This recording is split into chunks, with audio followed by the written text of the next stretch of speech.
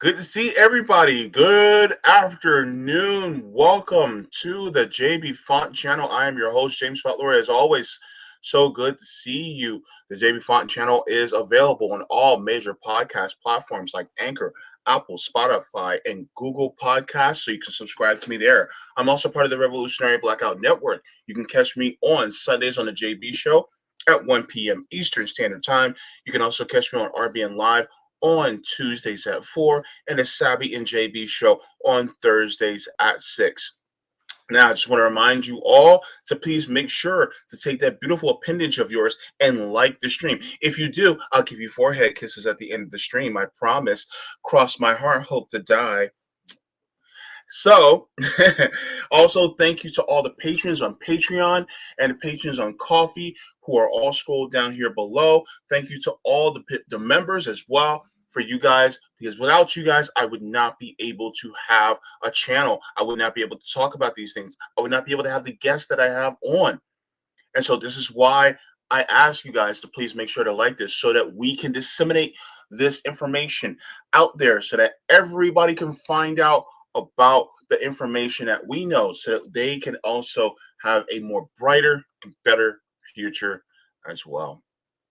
Now, I just to let you guys know, my guest will be Misty Winston today. She will arrive in about 45 minutes or so because of the time difference as well as some obligations that she has.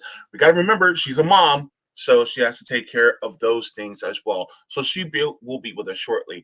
But in the meantime, I will be covering a couple topics as well as getting to the people who are in the chat in the stream to say my hellos and salutations to them. And it's so good to see you. As typical, always have something to drink, but instead of having tea, I have it mixed in with a smoothie, a green smoothie. So this one is spinach, pineapple, banana. I had a couple frozen peaches, some hemp, chia, and flax seeds, and sweetened with a little bit of honey. So that's what I got today. So yeah, and then instead of using water, I use black tea instead, just to give it a little kick. So that's what I have today.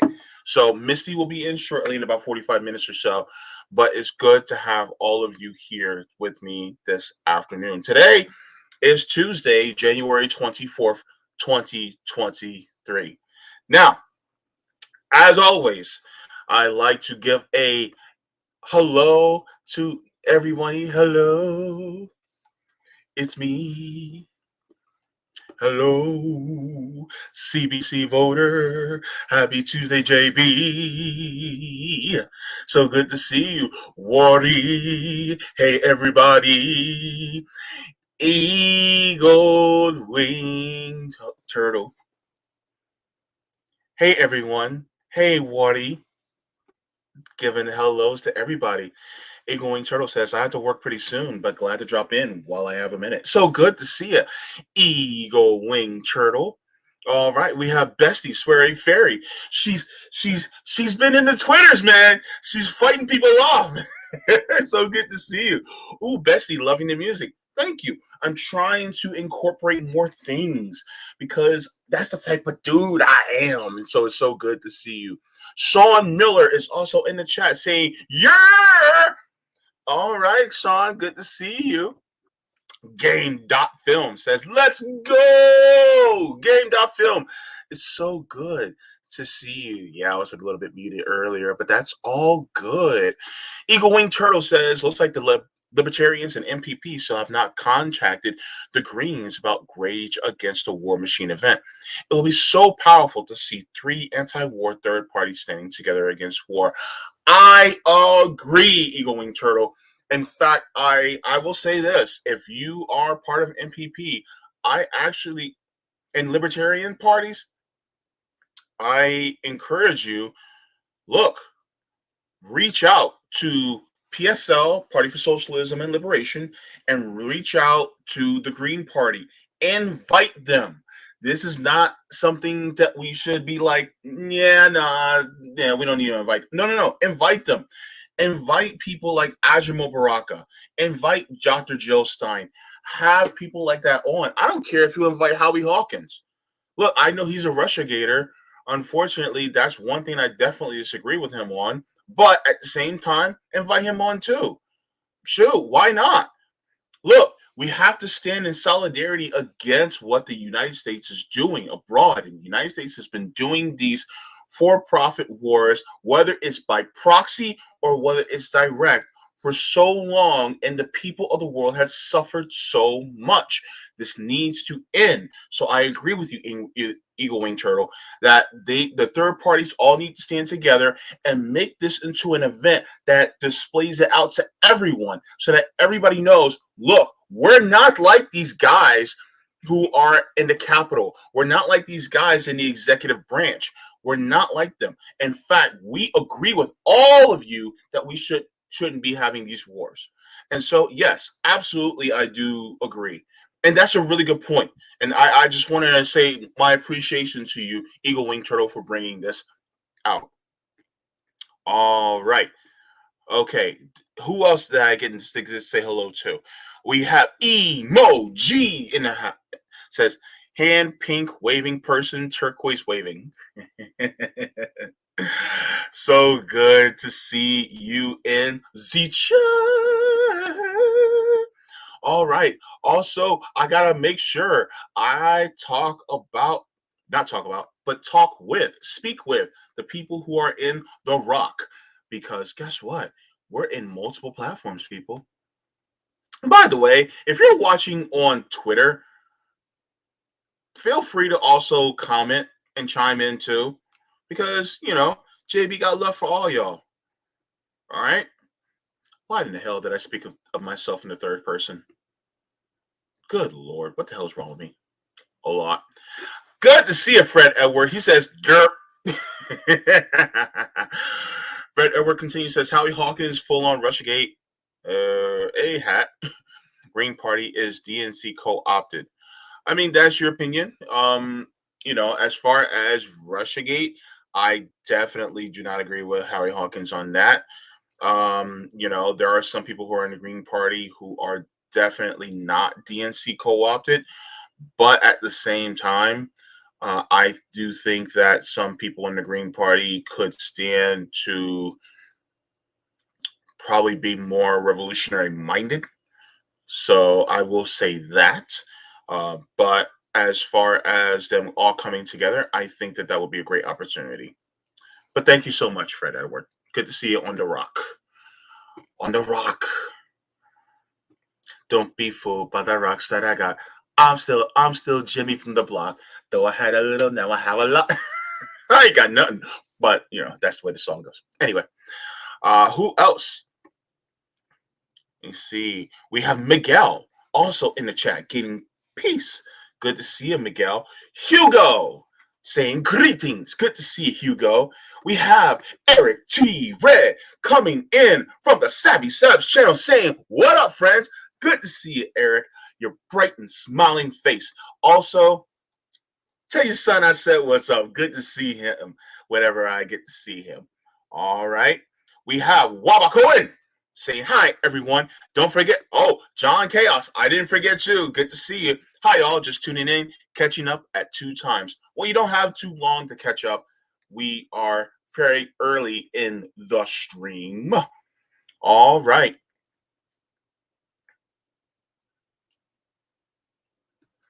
Wabakoin says the Green Party is a DNC co-op, the eco-fascist party.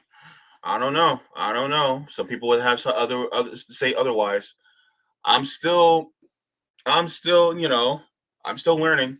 But I mean, from the most part, I'm looking at the Green Party from an outsider perspective. Just saying. All right, Edward Sheeran says, "Hey JB, hope you haven't gone insane with the Marianne Williamson crap the boutique left is pushing like I have."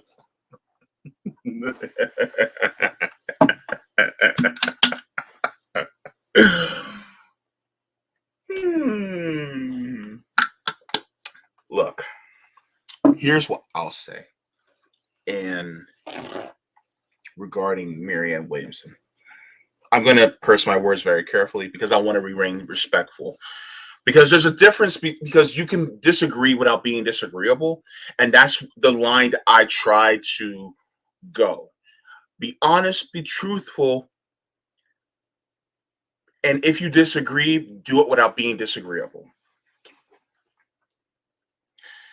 Here's my thing regarding regarding Marianne Williamson.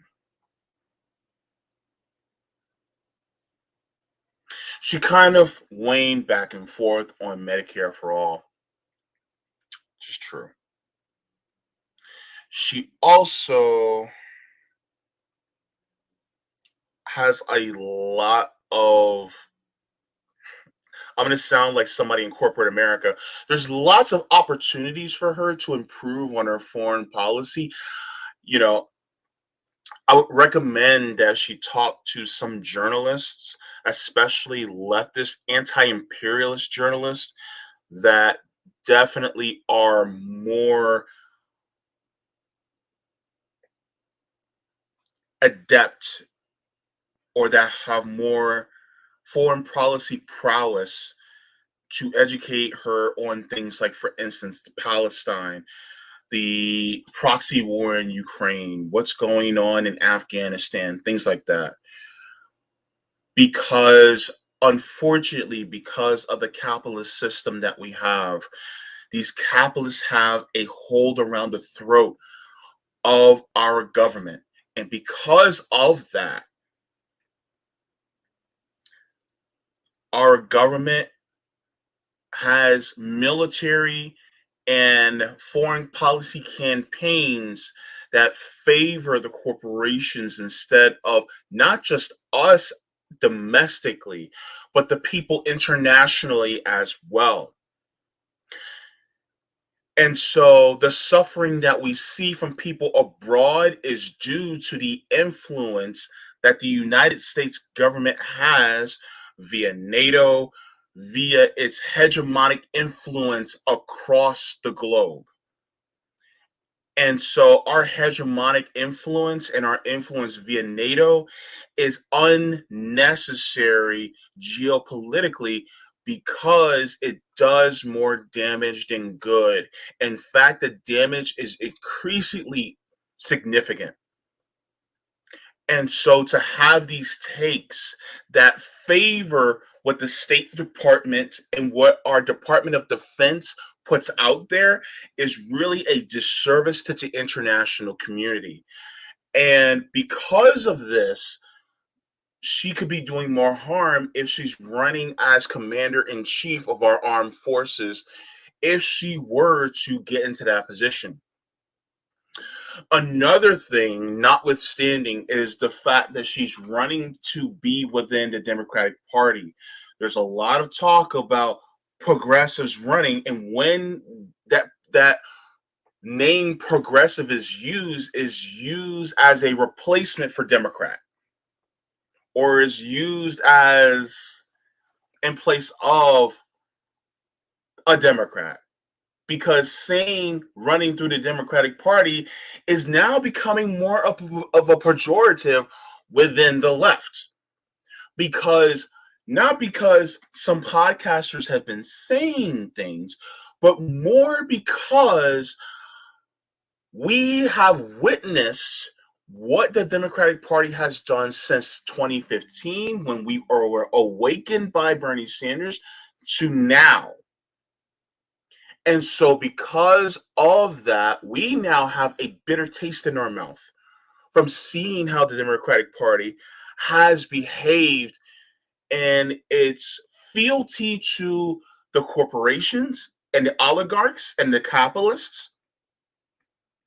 And it's running away from what the people, the workers, the proletariat, the poor have been in demand of.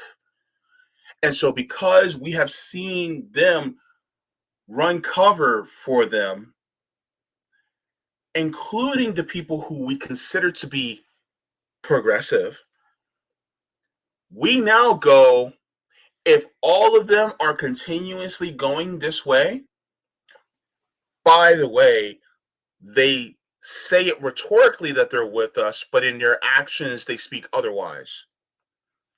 Then this is why we go, you know what? We're washing our hands. We're going like this. Democratic Party, out. And so somebody like Marianne Williamson decides to go through the Democratic Party. This is when we go, you don't have our support. And unfortunately, there are some that feel that it's still a good thing because I shouldn't have put that in air quotes, but they feel it's a good thing because they feel like, okay, this person is going to be showing out the Democratic Party. 18 months ago, that JB would have been more sympathetic to that. But JB today, as of January 24th, 2022, I say no. The reason why I say no is because it's a fool's errand. Going through the Democratic Party is a fool's errand because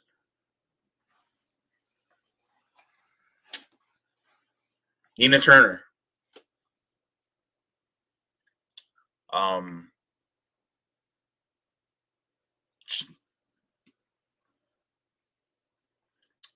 I'm trying to remember his name. He ran in Ohio. Um,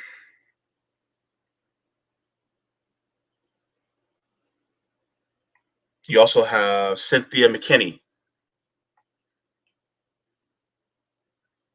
And you have many others that have decided to run through the Democratic Party. But what did the Democratic Party do? Largely, they said, no, you can't come with us. So even if she wanted to come in and go through the Democratic Party and she was going to cause a ruckus, what difference is there going to be between her and Bernie Sanders? What different? Look at what they did to Bernie.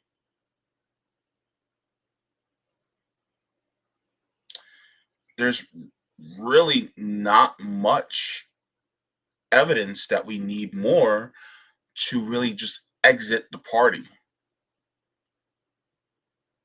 because we've been shown time and time again that they are in league with the Republican Party.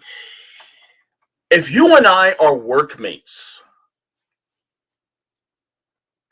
together in a business and our customer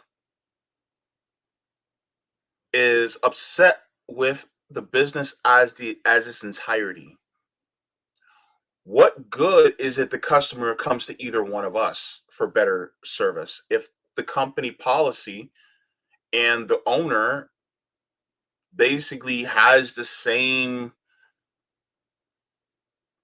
policies that we both have to go by?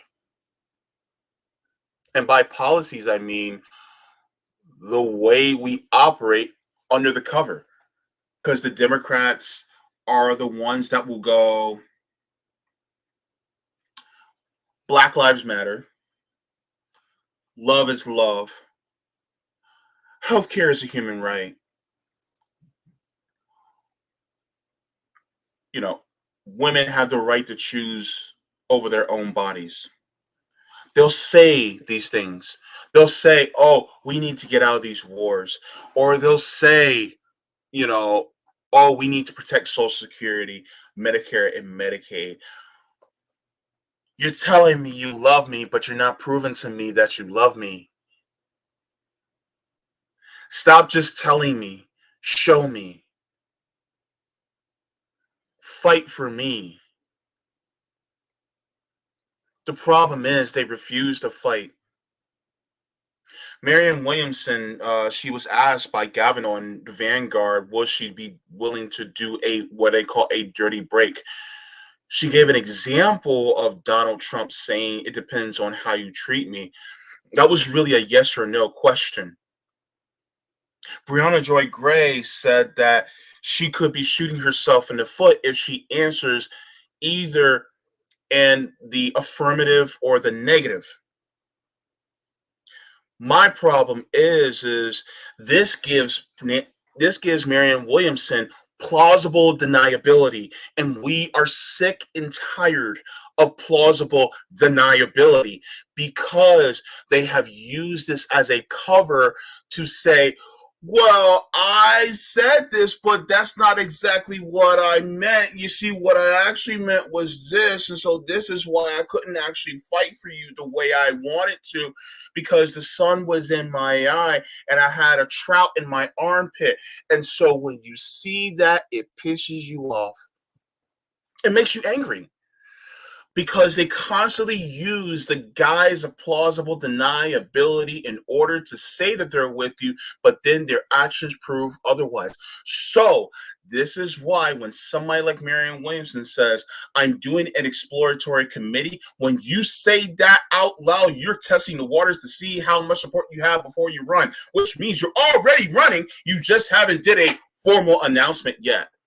This is like talking about getting married and talking about shopping for rings before you get on your knees to say, will you marry me? You already know what's going to happen, baby. You just ain't got on your knee to pull the ring out. So my thing is number one, she is running because she put it out there already. Exploratory committee. That means you're running, right? The only thing that really would be different is if she said, I'm not running. She hasn't said it. So my thing is and some people may be disappointed because they feel like she could be a way to call them out. But the thing is that we have a bunch of people that could have called them out and forced to vote, but they refused to do so.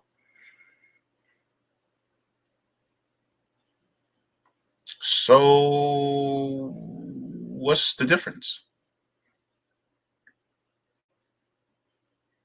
I don't know. Maybe it's just me, but I just feel like, you know, that's just my thoughts. But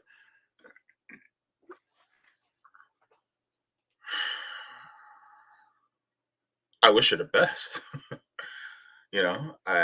I don't agree with her running through the Democratic Party. Now, if she were to come out and publicly say, if the Democratic Party does not play fair and square, yes, I will run independent. That's another story. The thing is that people are desperate for someone who will actually fight, not say they're going to fight. We're tired of the rhetoric. We want action. And this is why so many people are disaffected. And the thing is that you have a lot of people who have no sense of urgency. And because they have no sense of urgency, or I shouldn't say no sense of urgency, I say they have a smaller amount of sense of urgency as compared to those of us who are in a more disenfranchised position. So there are those of us who look at the people who have less of a need for a sense of urgency or who have a less sense of urgency. And it seems like they are the ones that saying, well, this is what we got. And we're saying there's other options. And my thing is like a lot of people who are what I like to call the legacy left are going to get, if she does run, which I think she is already, a lot of the legacy left are going to give her all the attention. How many third party people are they going to give attention to? These people, they have thousands and thousands and thousands of subscribers. Some even have over 1 million. But are they going to give any third party or independent people any attention at all? I don't think they will. And if they do, it'll be very tacit. It'll be very small. So because of that,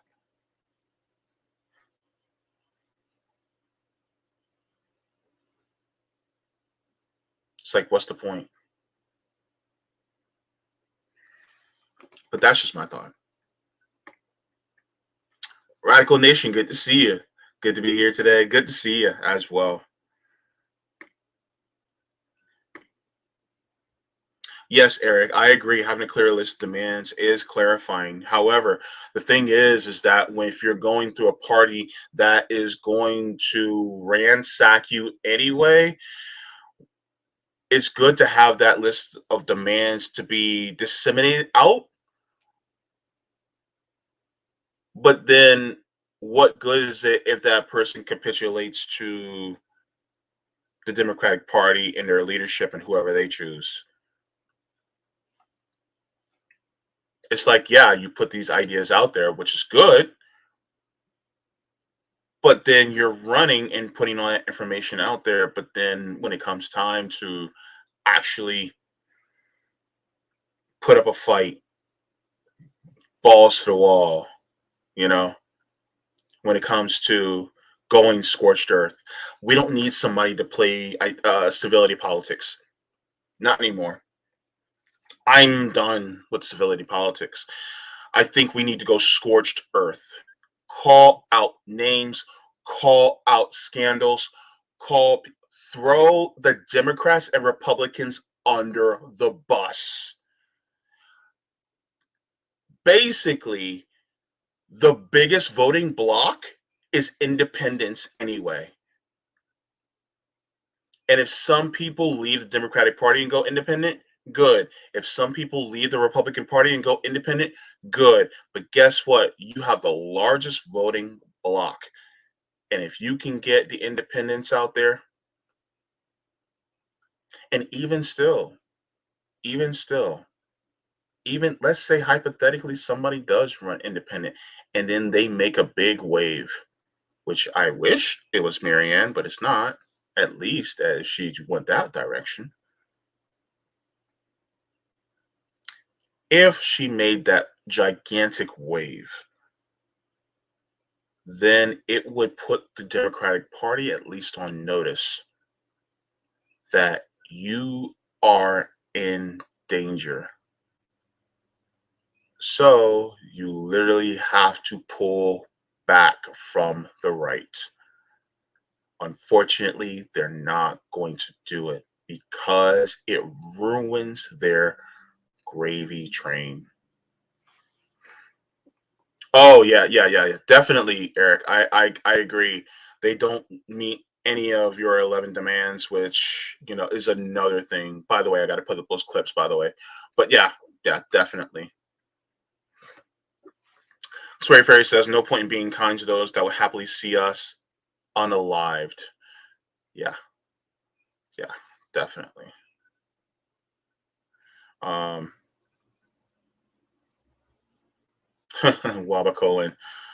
They want a war of extermination. We'll give it to them. Stalin, the speech from Upton German invasion.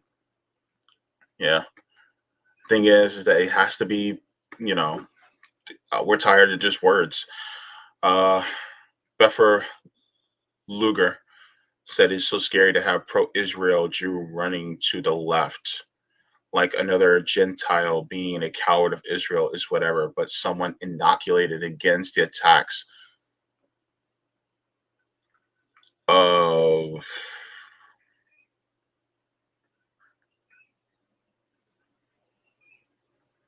oh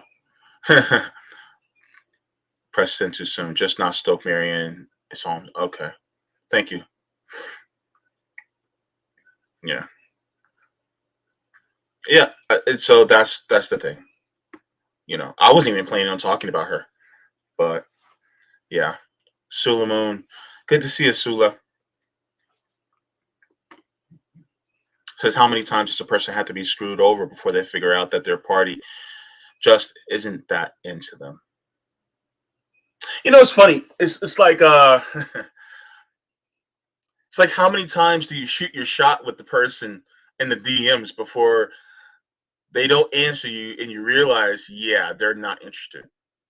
The Democratic Party just isn't that into you. Give up. Go to greener pastures. You want to find something better? There are better options out there. And my thing is, and I will say this again, even though I critique a lot who I deem as the legacy left, if you're watching, I implore you, do not just, if I understand you want to go through the Democratic Party, I disagree fundamentally. However, if you are full throated in your support for progressives, then go with progressives that aren't just in the Democratic Party. There are progressives outside of the Democratic Party that you also can throw out support for, or at least advertise on your channels, on your streams, podcasts, or whatever. If you're going to talk about progressives in the general sense, then make sure you go for progressives that are not just in one particular party. TYT, you call yourself the home of the progressives. I know you know that there are progressives outside of the Democratic Party, correct? By progressives, I mean you can look at people who are running in the Green Party. I mean, look at Matthew Ho. He was running in the Green Party.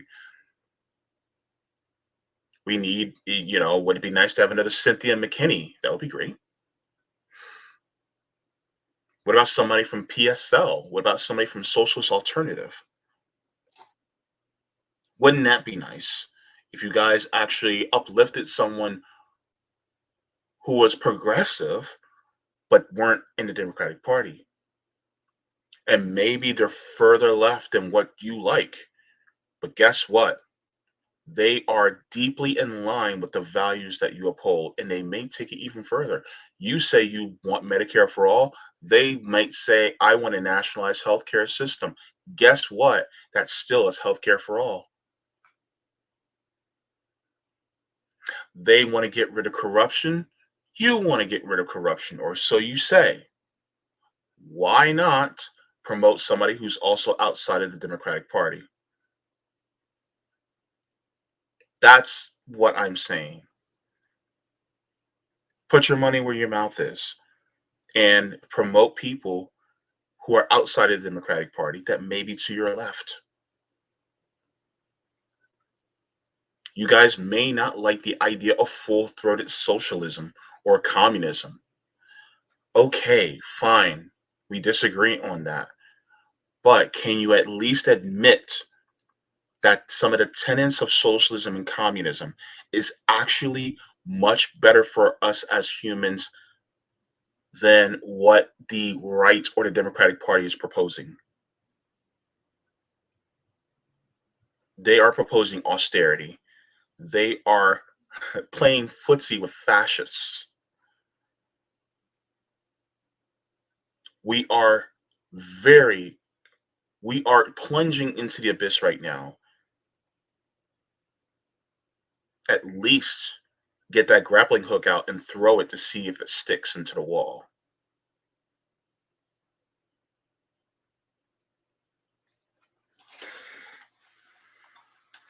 That's all I got that's all I got, you know.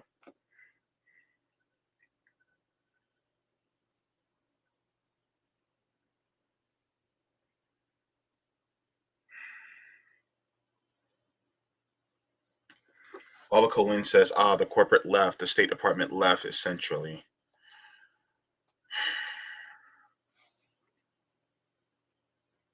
I don't know.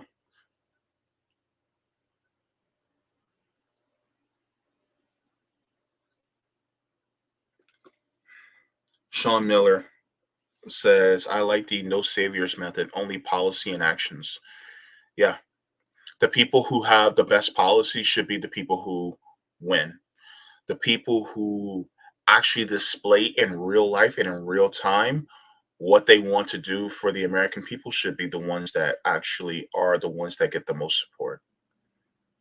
I really don't care about I support this, I support that. It's like show me.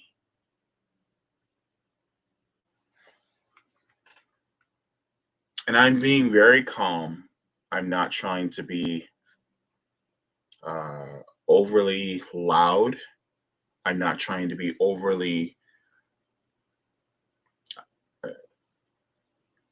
passionate because I want people to listen to what I'm saying and take it that I'm trying to be as respectful as possible. Because I don't, because here's my thing. Am I on the left? And my goal is to convince you that capitalism is the problem. Imperialism is the problem. White supremacy is the problem. And I'm trying to do that in a way where you understand that I'm speaking because I care. I don't care if you're a liberal. I want you to have ownership of the means of production, right? I want you to have housing no matter who you are, no matter what your socioeconomic status is. I want you to have health care. I want you to have a democratic say in your workplace. I want you to have a true democratic say in the country where you live. I don't care about all the other stuff because once you get to a point where your material needs are met and that floor, that base is there, guess what? You start to realize there's more, we have more in common than we have being divided.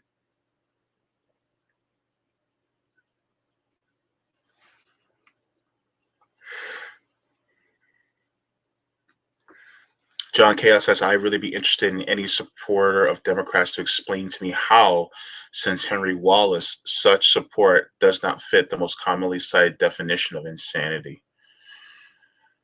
Yeah.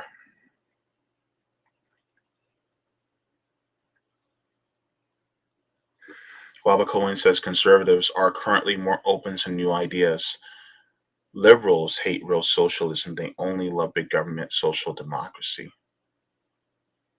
I hate to break it to my fellow social democrats and my democratic socialists, but even our social democracies out there are still imperialist nations. And so if they're imperialist, that means they still have capitalism. And capitalism is like a cancer. If you don't get rid of it, you will go, it will reemerge. And then you will get into a place where more people start to suffer again. Democratic Socialists and Social Democrats, we want a low amount of people to suffer. Socialists, communists, Marxists, anarchists, we don't want anybody to suffer. No, I'm sorry. That's a miss. That was a miss. That was a misrepresentation. My apologies. They feel like there's some good in capitalism somewhat,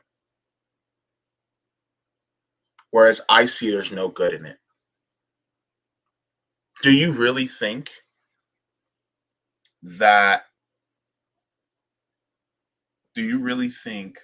if we continuously had the profit over people model, if we got rid of it, do you think somebody like Julian Assange would still be a threat to our government?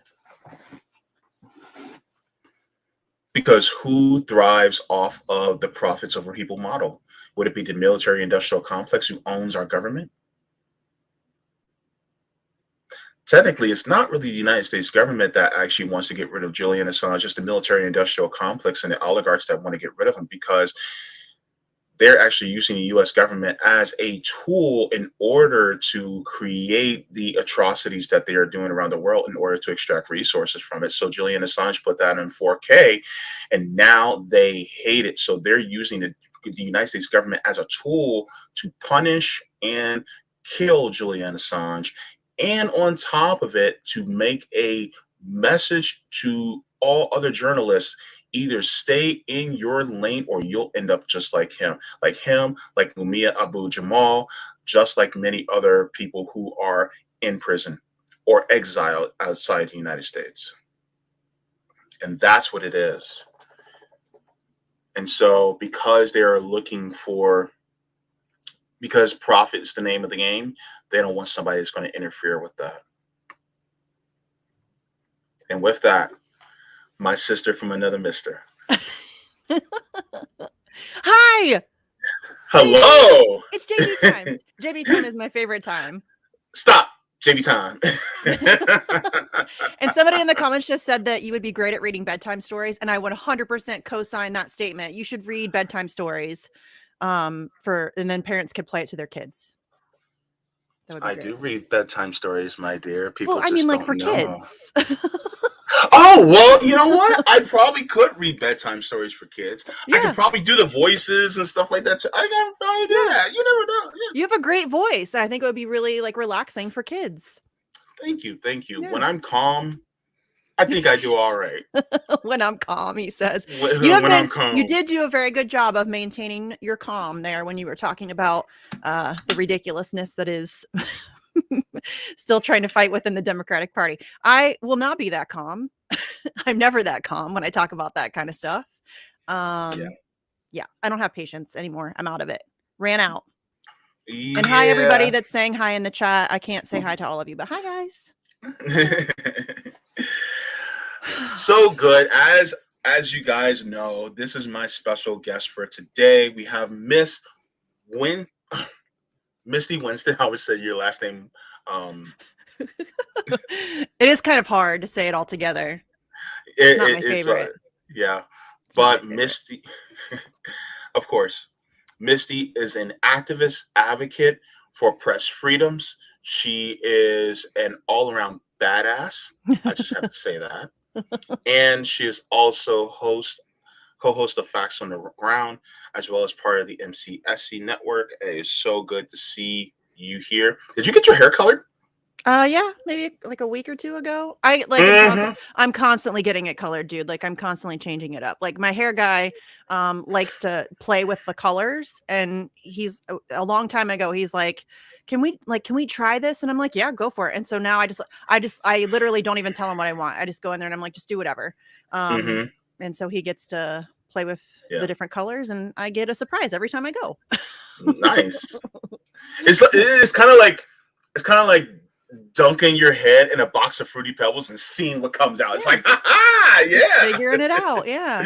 And John, I'm not a Putin puppet. I'm Putin's buddy. Get it right. Yeah, Putin's buddy. Yep. So she's intoxicating like vodka. Russian vodka. Yeah, Putin's very generous with the vodka too. While he's riding shirtless on that horse, baby. You know? So, I can't. See, when you come in, then this is when the goofy side of JB comes out. It's like, I want to do serious topics, but I also want to get goofy with you. And it's just like, I gotta parent myself. Yeah. Gosh. I do serious, but I have a very twisted sense of humor. Like I survive on gallows humor. So I'm able to find the funny in just about anything. And that's legitimately how I survive. But you have to though, right? Yeah, for sure. Because if you don't, then it's just like this, the phrase goes, you laugh to keep yourself from crying, because there's so much that we're constantly being plagued with. You're a content creator, you're constantly reading and seeing stories that break your heart, and you have to find humor somewhere just to keep yourself afloat, Yeah. Yes, for sure. I mean, especially when I first got super involved in the Assange stuff, I mean, I was learning about things that I really wish I could unknow, man, like torture and rape and war crimes and murder and special administrative measures and all of the just really dark stuff that I didn't have a choice. You have to dive into that stuff head first. You have to educate yourself about what it all is. You have to know. I mean, it's a lot. And then that's just one aspect of the stuff that I deal with. I mean, I cover all the things. I mean, well, not all the things, but as much as I can. I mean, we talk about as much Yeah. as we can. I'm only one person. Yeah. But Of like, course. Yemen or Palestine or whatever, it's just this constant barrage of, I mean, just death and destruction and chaos. And it's Yeah. a lot. It is a lot. And that's, I have to laugh at, I have to find things to laugh at all the time, or I would legitimately lose my mind. Yeah, yeah.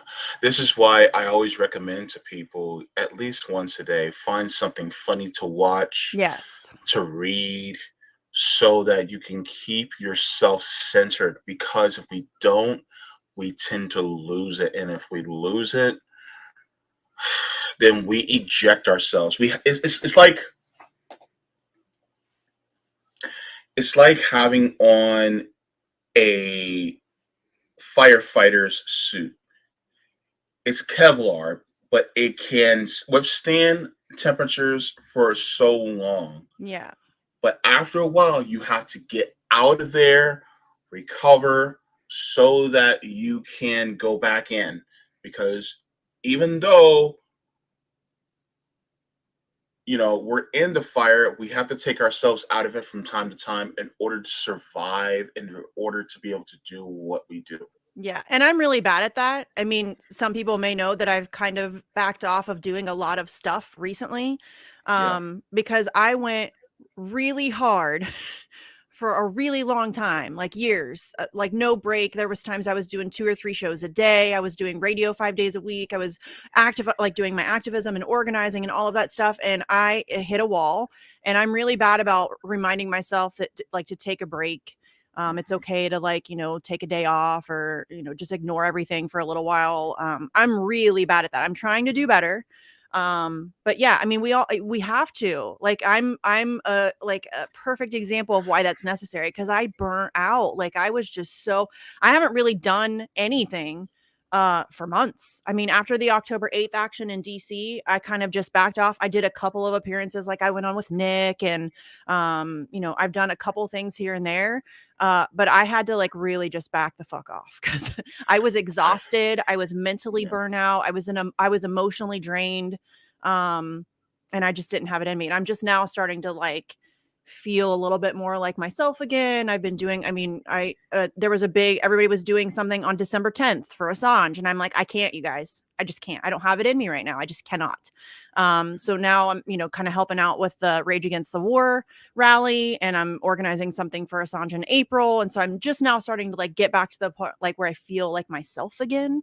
So yes, Hmm. 100%, you need to, everybody, even if you're not a content creator, even if you're not an activist or an organizer, if you are in the space where you are reading about things in the news on a regular basis, step away, find a way to, like, breathe, like, go hang out. I mean, like, it's so dumb, but, like, go touch grass. You know what I mean? Like, go Or touch grass. or smoke it, Yeah, whatever. that's also very helpful. Yes. Um, Or if you don't do any of that, I mean, look, go to bed early. yeah, Drink it, yes. make a smoothie at home, like I did. Yeah. You know, just and one thing I think that a lot of times we can, especially activists, they can have a feel guilty for taking breaks. Yes. But the thing Yes. is that you have to, Yeah. because that's how you keep going. It's just like working. If Yeah. you work without a break, you burn out, so then you can't do anymore. Yes. This regulates you so that you're able to keep going longer. That's the point. Yeah. Your breaks, your time to laugh, your time to chill. I don't care if you're just sitting there doing absolutely nothing, but you're just dazed out. Yeah. Do it, Play a fucking because you video need. game. Do something mindless. Do something. And I'm so guilty of that too. Mhm. Because for the longest time, I told myself Assange doesn't get a break. Julian Assange doesn't get a break, so I can't take a break. I feel guilty about taking a break. Like, that's crazy. How am I going to Yeah. justify taking a break? Dude's in a maximum security prison, being Yeah. tortured to death, and here I am, like, I'm going to take a break. Like, I felt like a baby. But I also, it took a long time for me to realize that I can't be effective to anybody if I Mhm. am, like, completely drained. Yeah. Um, So yeah, it took a long time for me to realize that. Like, I mean, probably a good 4 years where I was finally like, okay, it's okay to take like a day. Take a day, sis. It's all right. You know Yeah, what I mean? t- take a day. Yeah. Yeah.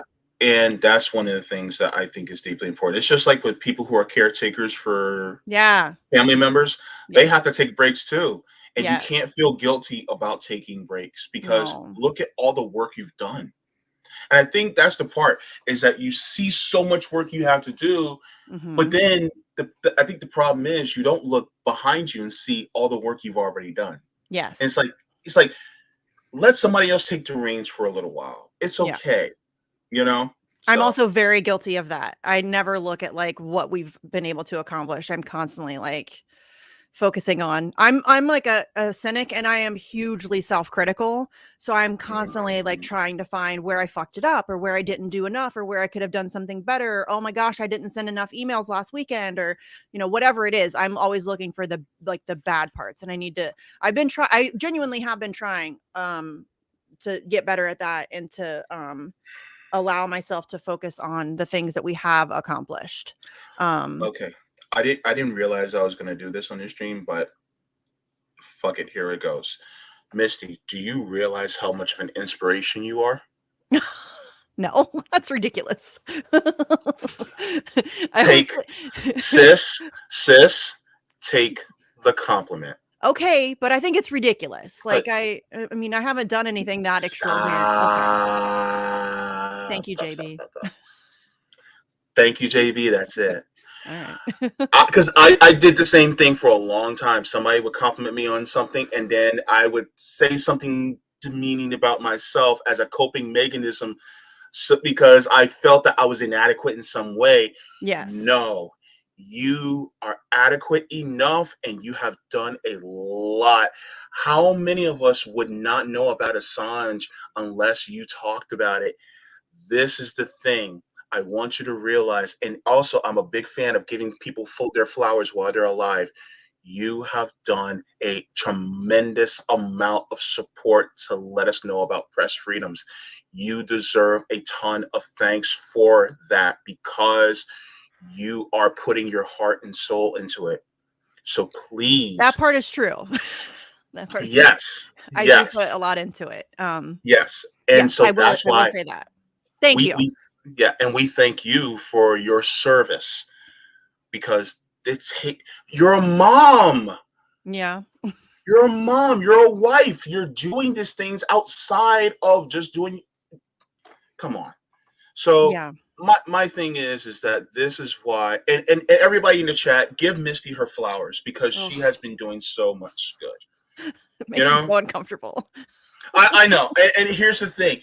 This uncomfortability will last for about 45 minutes, and then you can say, JB and then go off and run back to Like your I corner. don't But mean to I don't mean to make it seem as if I'm like unappreciative of what you're saying because I I mean got you. that means a lot to me, especially coming from somebody like you who I love and Hmm. admire. Hmm. But it does just make me uncomfortable, and I think that that's kind of across the board with activists in general, at least those who I have been in contact with. Hmm. And maybe I should just speak for myself here, but I never feel like I'm doing enough. You know what I mean? Like it Yeah. always feels like I could be doing more. And I think that that's kind of just the mentality amongst activists is that as much as we do, we still feel like it's never going to be enough. Like we should always be trying to do more. And so it's hard for Yeah. me to, be like, oh yeah, I'm cool. Look at all those things I've done. Always feel like I could be doing more. So I do But appreciate what you're saying. It just does make me yeah, incredibly uncomfortable. I understand, and I'm sorry for putting No, it's that okay. It's spotlight okay. so directly on you like that It's because okay. I realize that some people aren't uh, some people are not comfortable with being put in direct light like that because you know they rather just get a I'd thanks rather and then hype be other people than be hyped yeah. myself. You know what I Yeah, I mean? got you. Yeah, I Yeah. got you. Yeah, Yeah. and I'm actually the same I way. know you are. So I Yeah. Like get you. I love hyping my friends. I mean, that's it, we joke because I'm like RBN's mascot. Cause I, like hardcore hyped you guys. I love doing that. I love hyping Sabby. I Thank you. love hyping Convo Couch and Pasta and Fee, and I love hyping Yeah. my friends.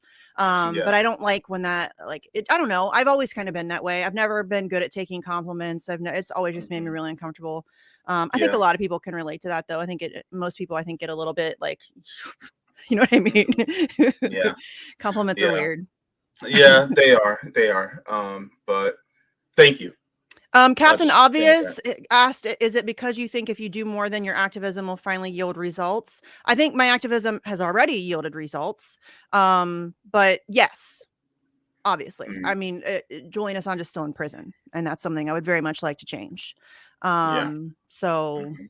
yeah, and I realize that I can't shoulder that, I don't shoulder that burden alone. There's a lot of people working on that. Mhm. But I think Mhm. when you have been working so hard on something, obviously you want to see it done. And I never in a million years thought that we would be coming up on 4 years of Julian Assange being in Belmarsh. I never in a million years thought that that was going to be where we would find ourselves. And here we are. April 11th will Yeah. be 4 years. So Yeah. it's frustrating. Yeah, it is. And the thing is that a lot of people are now starting to speak out about the crime against Julian Assange. And really, and the underlying current is a crime against true free speech, especially when it comes to journalism and speaking out against what the grotesques of your government does. Yeah. And the government is basically saying, we're going to shut him up. And once we successfully shut him up, that'll be a sign for you guys to also keep your trap shut. And we're Yes. going, no, no, no, don't you dare shut us up. And so I think this is I think Julian Assange is the catalyst for us to say, you're not going to take our free speech away.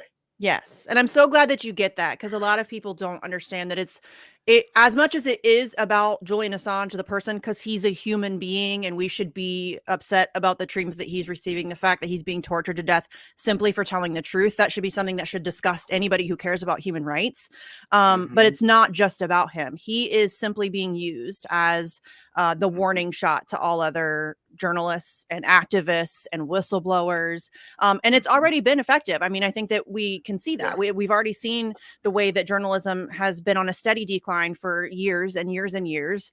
And we don't have a lot of whistleblowers, and that's because they know what will happen to them if they come forward. Yeah. I mean, it's already been what they're doing to him has already been an effective. It caused a really huge chilling effect across whistleblowing and journalism. But it is really at the core of it about I mean, just basic free speech, just the ability to educate yourself and others, to have conversations, to debate ideas, to hold power to account.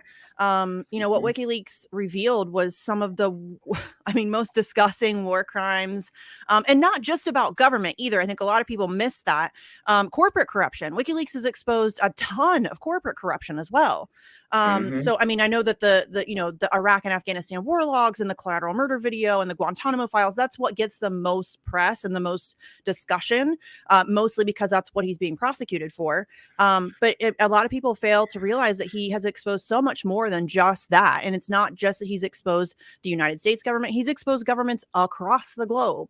And in my opinion, that's as long as we're going to have people in power, we need to have people holding them accountable, and we need to have people digging into their dirty laundry. We need to have people exposing them at every turn. If I had it my way, we'd have 1,000 WikiLeaks working across the globe, uncovering the dirt on all governments and on all corporations. And it would be, I mean, to me, I feel like we should have a system in place where people who are in power are afraid to step out of line. They're afraid to do anything corrupt because we will come for them.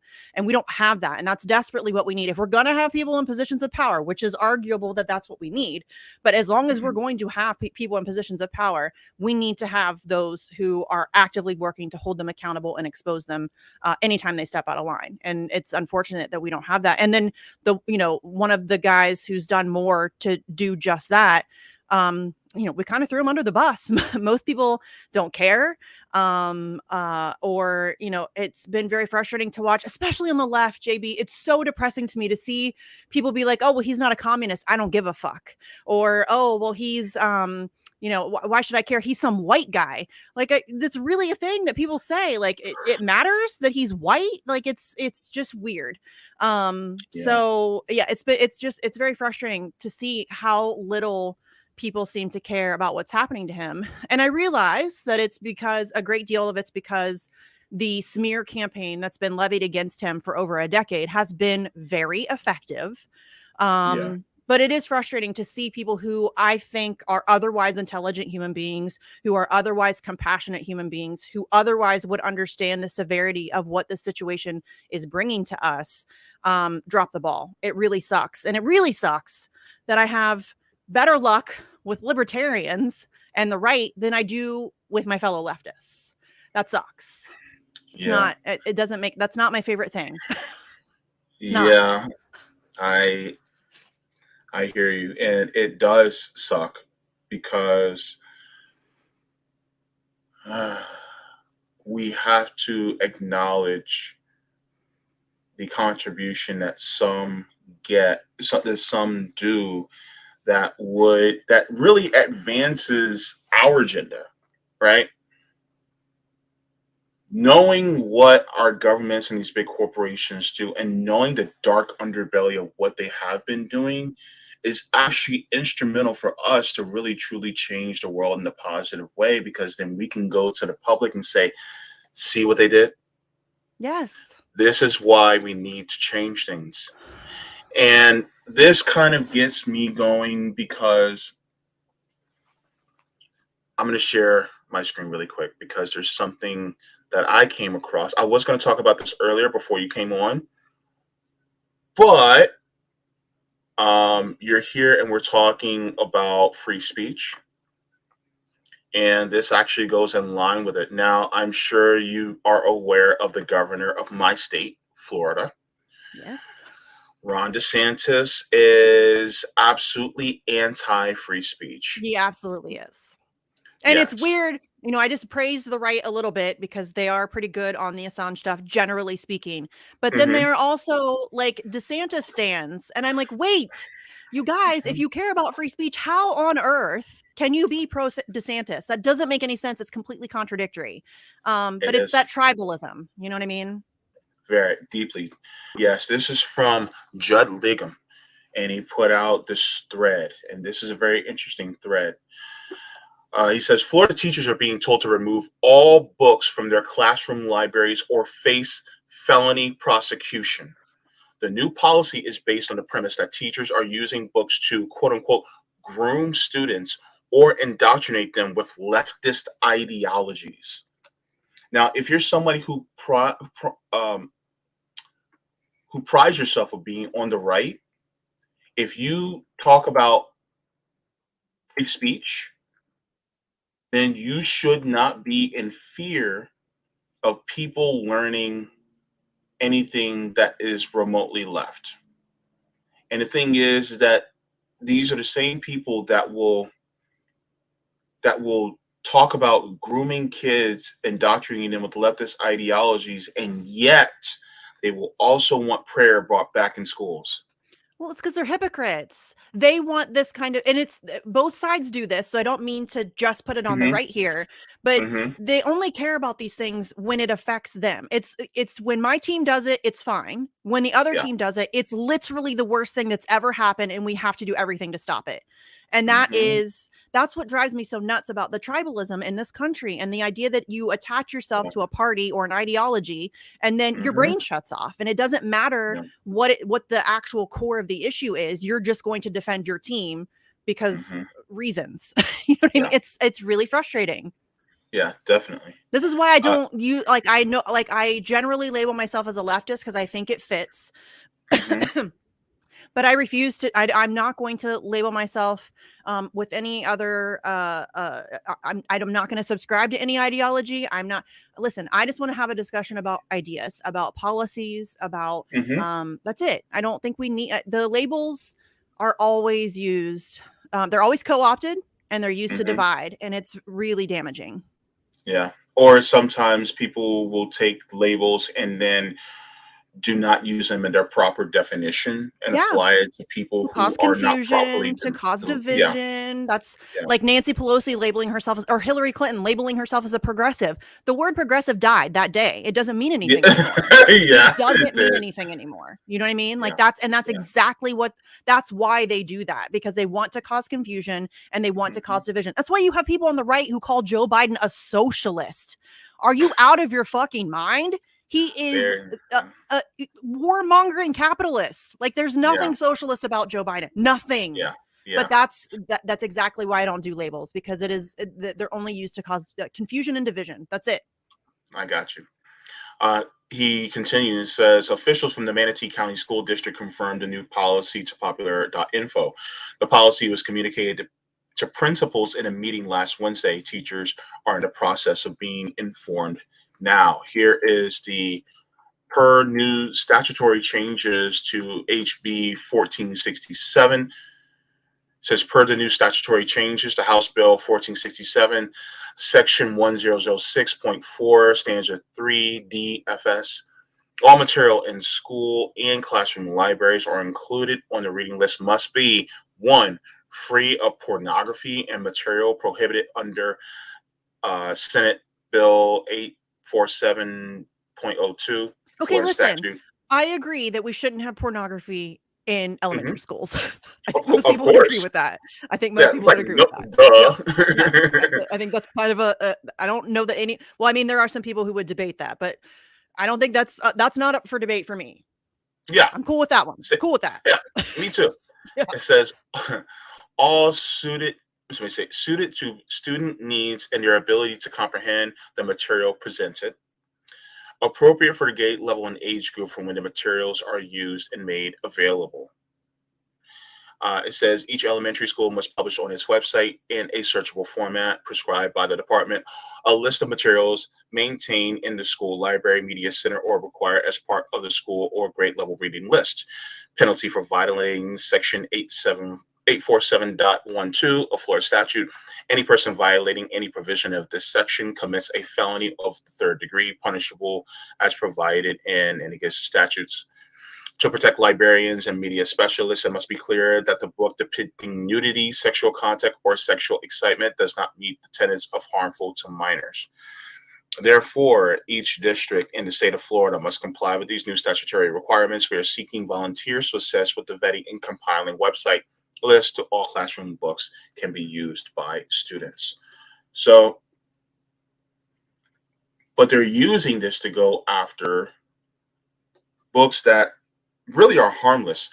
It says teachers in Manatee County lamented on this news on social media. My heart is broken for Florida students today as I'm forced to pack up my classroom library. And then it says the Manatee teacher called the directive a travesty to education that interfered with efforts to connect with books that develop a love of lifelong learning.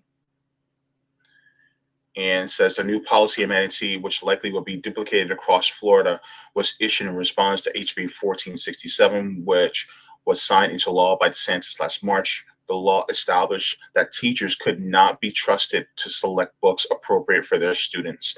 So basically, they're taking the power of selecting books from teachers.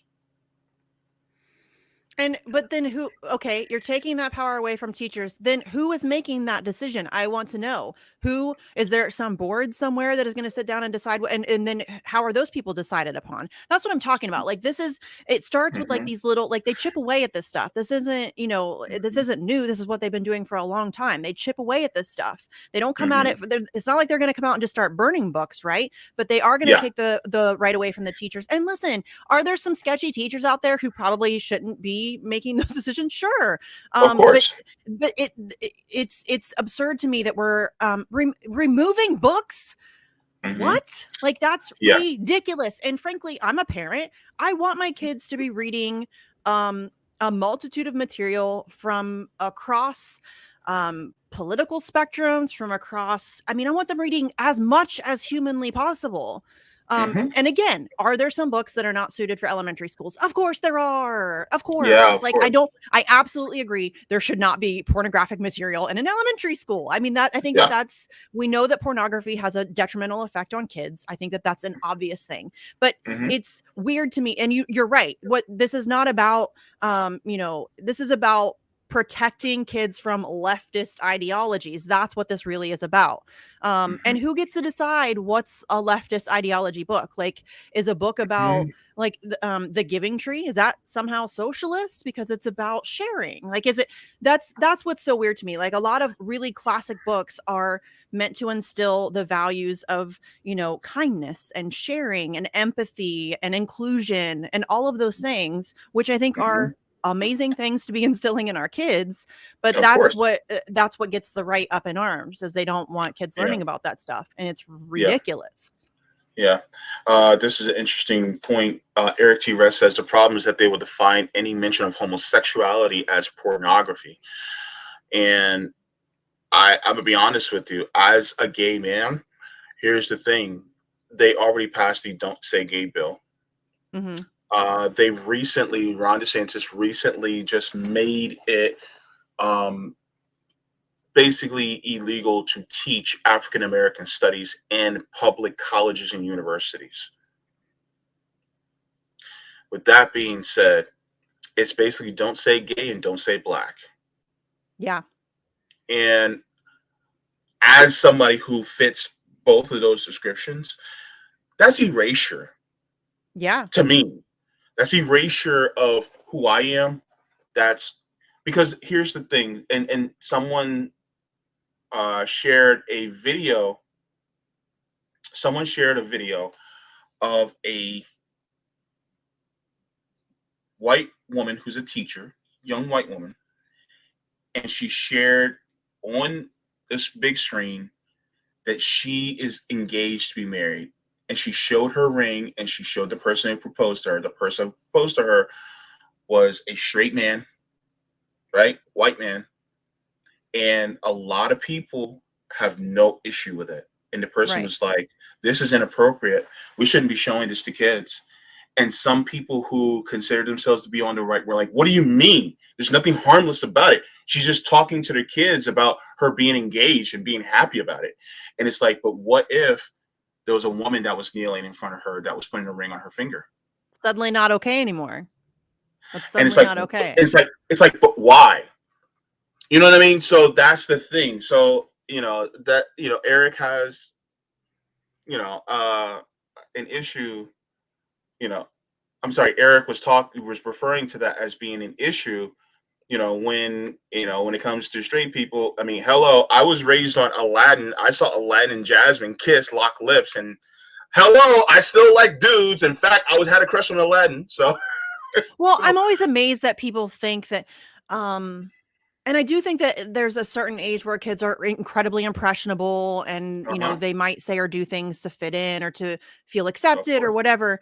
But I don't think you can really like force a kid into being gay. I don't really think that that's a thing. I mean, Yeah. that's always been weird to me. Like, I'm straight. I've always been straight. I couldn't force myself to be gay. I Mm-hmm. just couldn't do that. I mean, I don't know.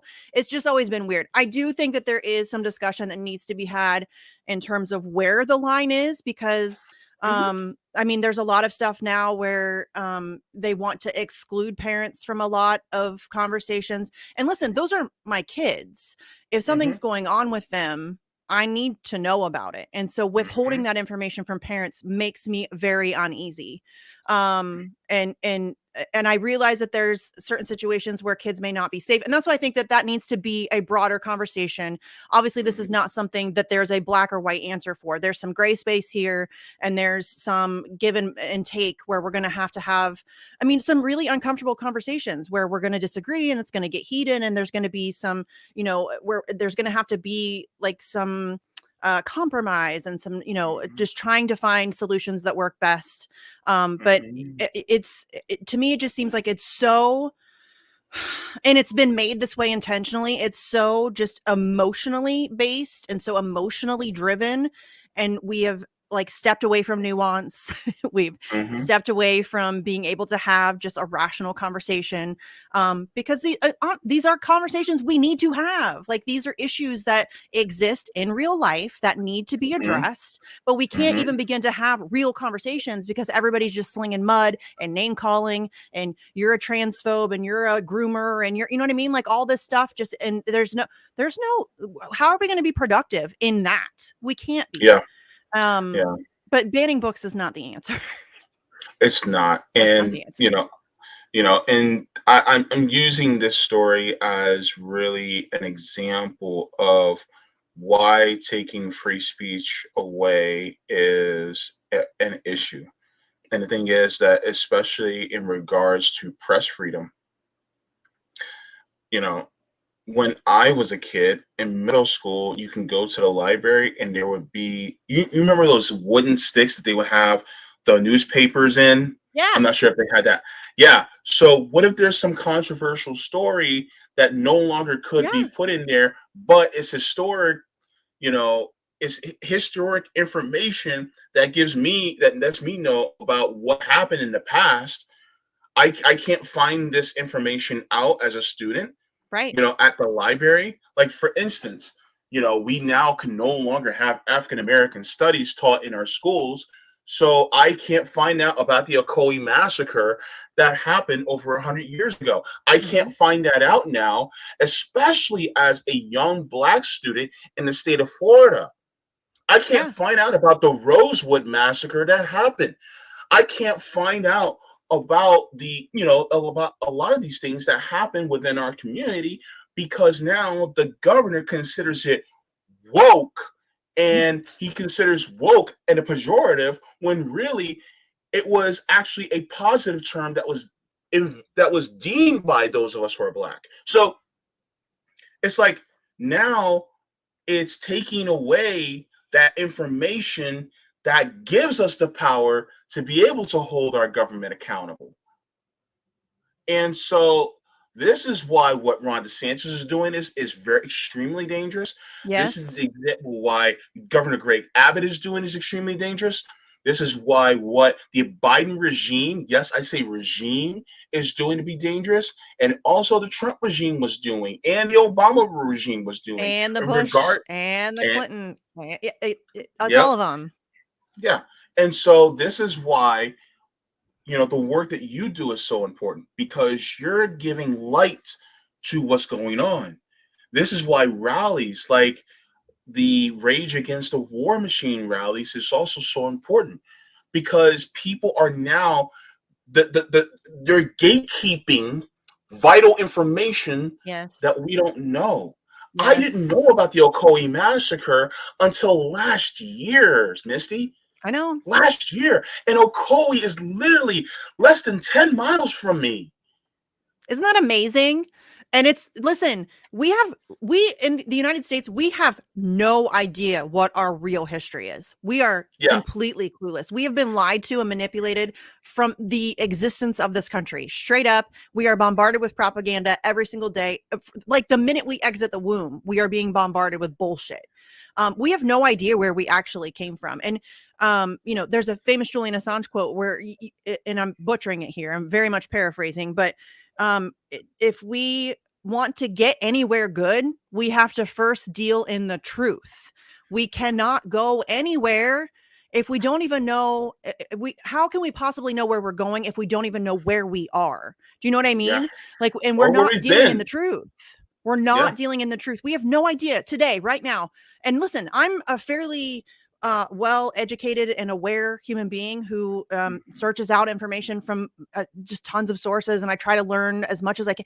We have no idea what's happening right now. We have not a clue what is going on and the realities of what's happening in Yemen, or what's happening in Palestine, or what's happening in Syria, or what's happening in Ukraine. We are being lied to regularly from all angles. Regularly. And Yeah. so and listen, we're taught from kindergarten that knowledge is power. And that's exactly what this is about. They want to take your power away. Yeah. Period. That's what this Yeah. is. They want to Yeah. take your power away. If you do not know what's happening, how could you possibly fight back against it? Yeah. And I want to add, we don't even know where we are. We also have to know where we then. Yes. You know, and a lot of times, I hate to put it this way, but there are some who are so snowflake about the history of the United States in the past that they don't want to come to terms with what their ancestors may have done. Yeah. And then they don't want to, and so it's like they put their fingers in the air. I don't want to hear it. And it's like, I'm sorry, but and I hate to put it this way, but some of y'all ancestors did some nefarious things. Absolutely.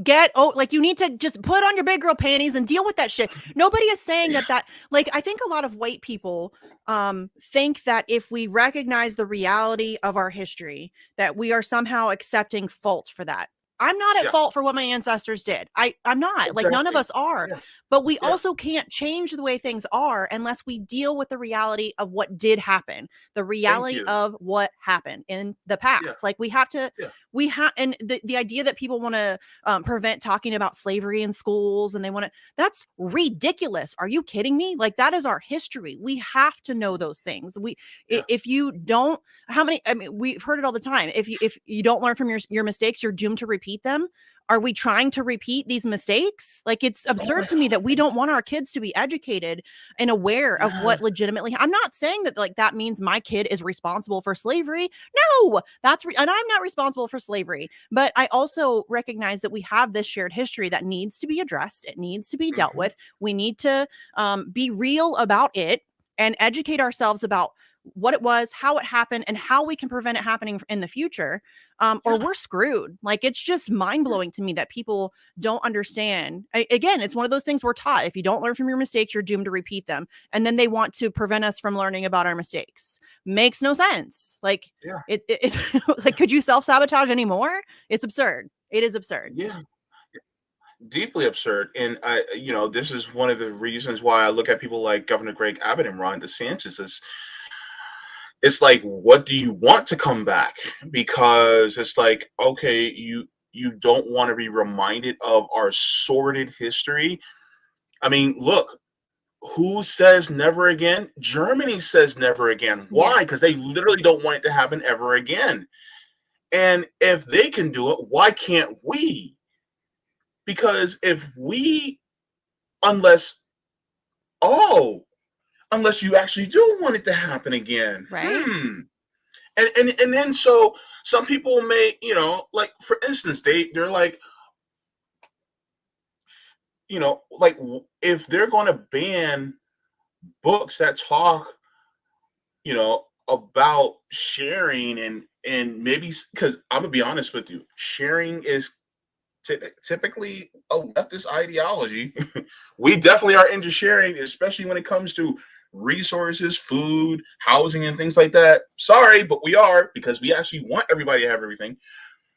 But my thing is, it's like, if you're going to be against that, then why aren't you banning the Confederate flag from being flown in this country? If you're going to limit, if you're going to talk about our sordid history, all right, ban the Confederate flag.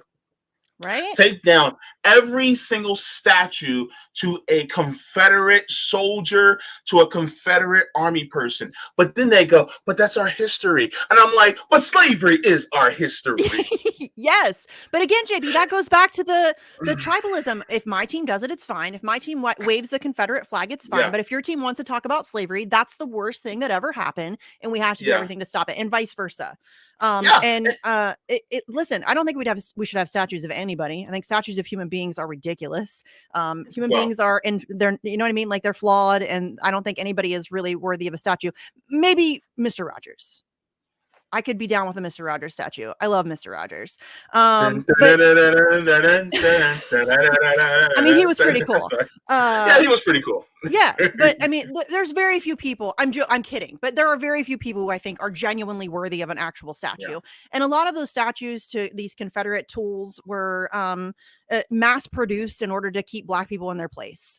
You know what I mean? Like, they're not, like, people are like, oh, but that's art. No, it's not. They were mass produced quickly so that they could put them out in as many cities as possible to make sure Black people knew their role. That's exactly what that was. It was kind of a psyop. You know what I mean? Like, hey, we're going to put these statues around so Black people will just make sure that they understand that while this may be over, it's not really over. You know what I mean? And Yeah. that's the reality of it. And it's just absurd that people are so averse to reality. It's just the reality. Like, it's okay. Not everything in our history is going to be sunshine and rainbows. It's No. it's just not how it works. Period. However, me and Misty are sunshine and rainbows. You are sunshine in human form. I don't think anybody's ever described me as sunshine or rainbows. Your sunshine, it's just people just don't know it yet, but you are. Most people find me to be much too abrasive and blunt and loud, which is fine. I mean, I'm not for everybody, but you, sir, are sunshine in human form. There's no debating that. Well, yeah. Thank you. Yes, but it's just, and the idea that we don't want to have a legitimate conversation about the Indigenous massacre, the way that we, even came to have this country and the things that, and people be like, oh yeah, well, Indigenous tribes were killing each other long before we got here. Okay, fine. Let's talk about that too. That's also part of history. That doesn't negate what we did, like what happened in this country. Like, we need to know all of it. I'm a firm believer in them. And that's what's, it's very depressing because I feel like we're so far gone. I'm not sure how we ever get back because we have no idea. We don't have a clue. And I think that so much of history has been lost because who writes history? The victors, the people who win. And those people are generally speaking, not of the best intentions, and they're going to lie to make themselves look better. And so much of our history is just completely lost. And I don't know that we'll ever get it back. But certainly we can start now dealing in reality. And, it's the first thing that we need to do in order to do that is protect our truth tellers, and stop throwing them under the bus. It's very frustrating that, like 40 years from now, people will talk about Julian Assange as if he was a hero.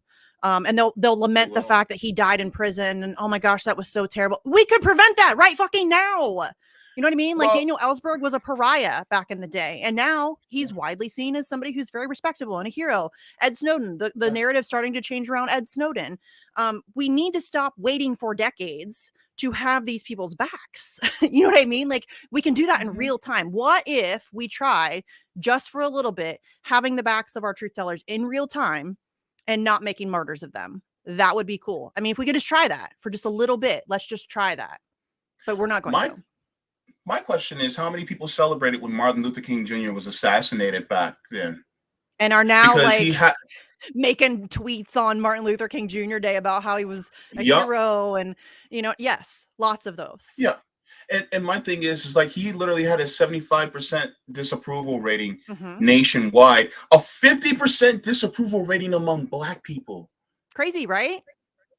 So how many of you, of people, of a lot of people, I'm talking just in general, would have hated him today if he were still alive? So my thing is, we have to preserve it. Look, just because someone tells the truth and you don't like it doesn't mean that they deserve to be vilified. You need to come to terms with that truth, let it sit, and then come to terms with it and release, baby. Because the thing is that people like Mumia Abu-Jamal, people like Julian Assange, people like George Jackson, all these different people who are constantly told the truth and were murdered or killed or imprisoned because of it.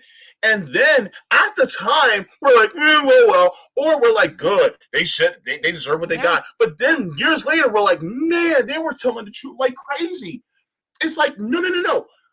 Listen now, and let's go forward with the truth that they've been telling us. Yeah.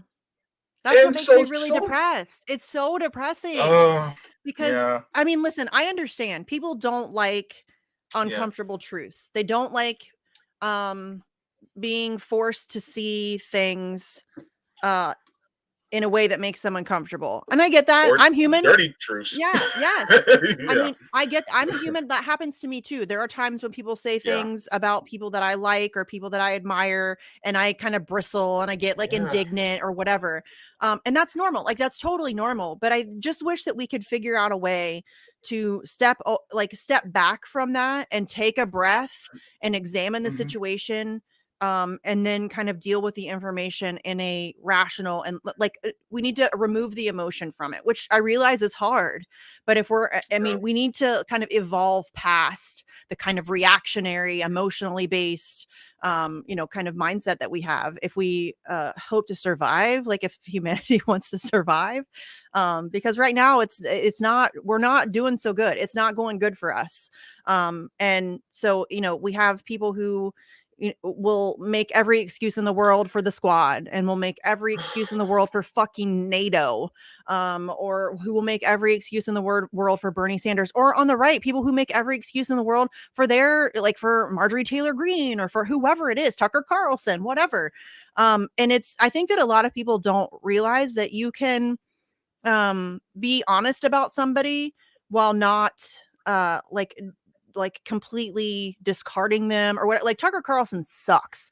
He's a racist. He's just a paid propagandist. I mean, he is a stooge of empire. But when he covers Julian Assange for a week straight, trying to get Trump's attention to give him a pardon, it's okay to say, hey, that's cool that he did that. He still sucks, but it's cool that he did that. Or, when Ilhan Omar comes out and speaks out in defense of Daniel Hale, it's okay for me to say she sucks, but it's really cool that she did that. You know what I mean? Like, I feel like people think that they have to go all in on whatever feeling they have about a person. And then if you really like somebody, then you can't criticize them. Or if you really dislike somebody, you can't give them due credit. And it's weird. Like, it's okay. Bad people who you don't like are going to occasionally say and do things that are good. And it's all right to recognize that. And people that you like are occasionally going to do things that are really shitty. And it's okay to call them out for that. I don't think people are able to do that, though. It's really weird. But isn't that called the cult of personality, though? Yes. Yeah. Mm-hmm. It's bad. And there's a really amazing song, if you are not as old as I am. Living Color did Cult of Personality. It's a fucking amazing song. Everybody go listen to it. Lays it all out for you about how that works.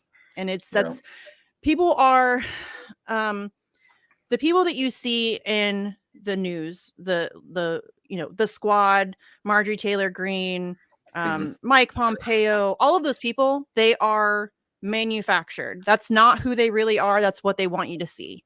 And so you have to be a little bit more discerning, and it takes a little bit more work. You have to look at actions, not words. It's really easy for somebody to say, yeah, I support this thing. It's a lot different for them to actually go and fight for that thing.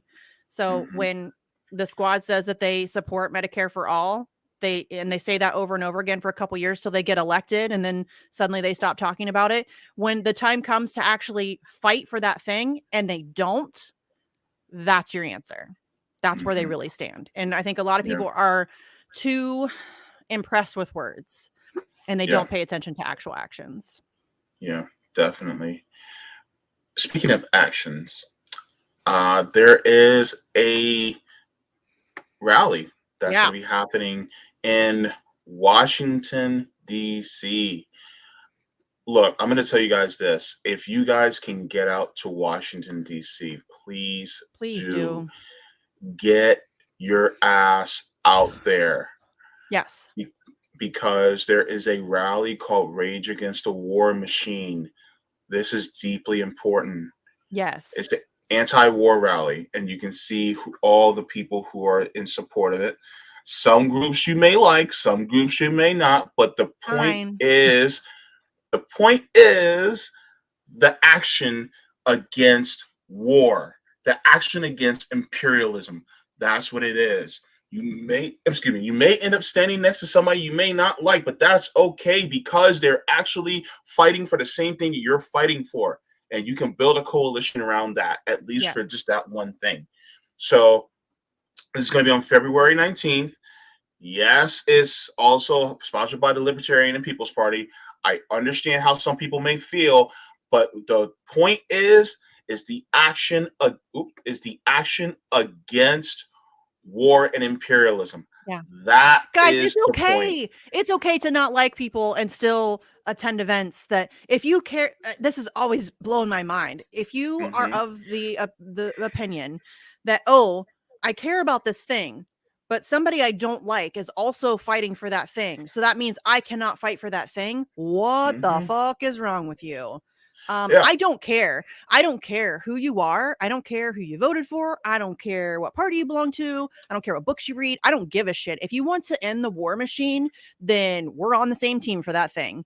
Yeah. It's okay to For not that like thing. everybody that's involved. I have my issues with People's Party. I have my issues with the Libertarian Party. I don't agree with everybody involved. I'm still going to show the fuck up because it's important. Yeah. This is bigger than any of us or our egos or our, Mm-hmm. our little fights that we have amongst each other. This is bigger than that.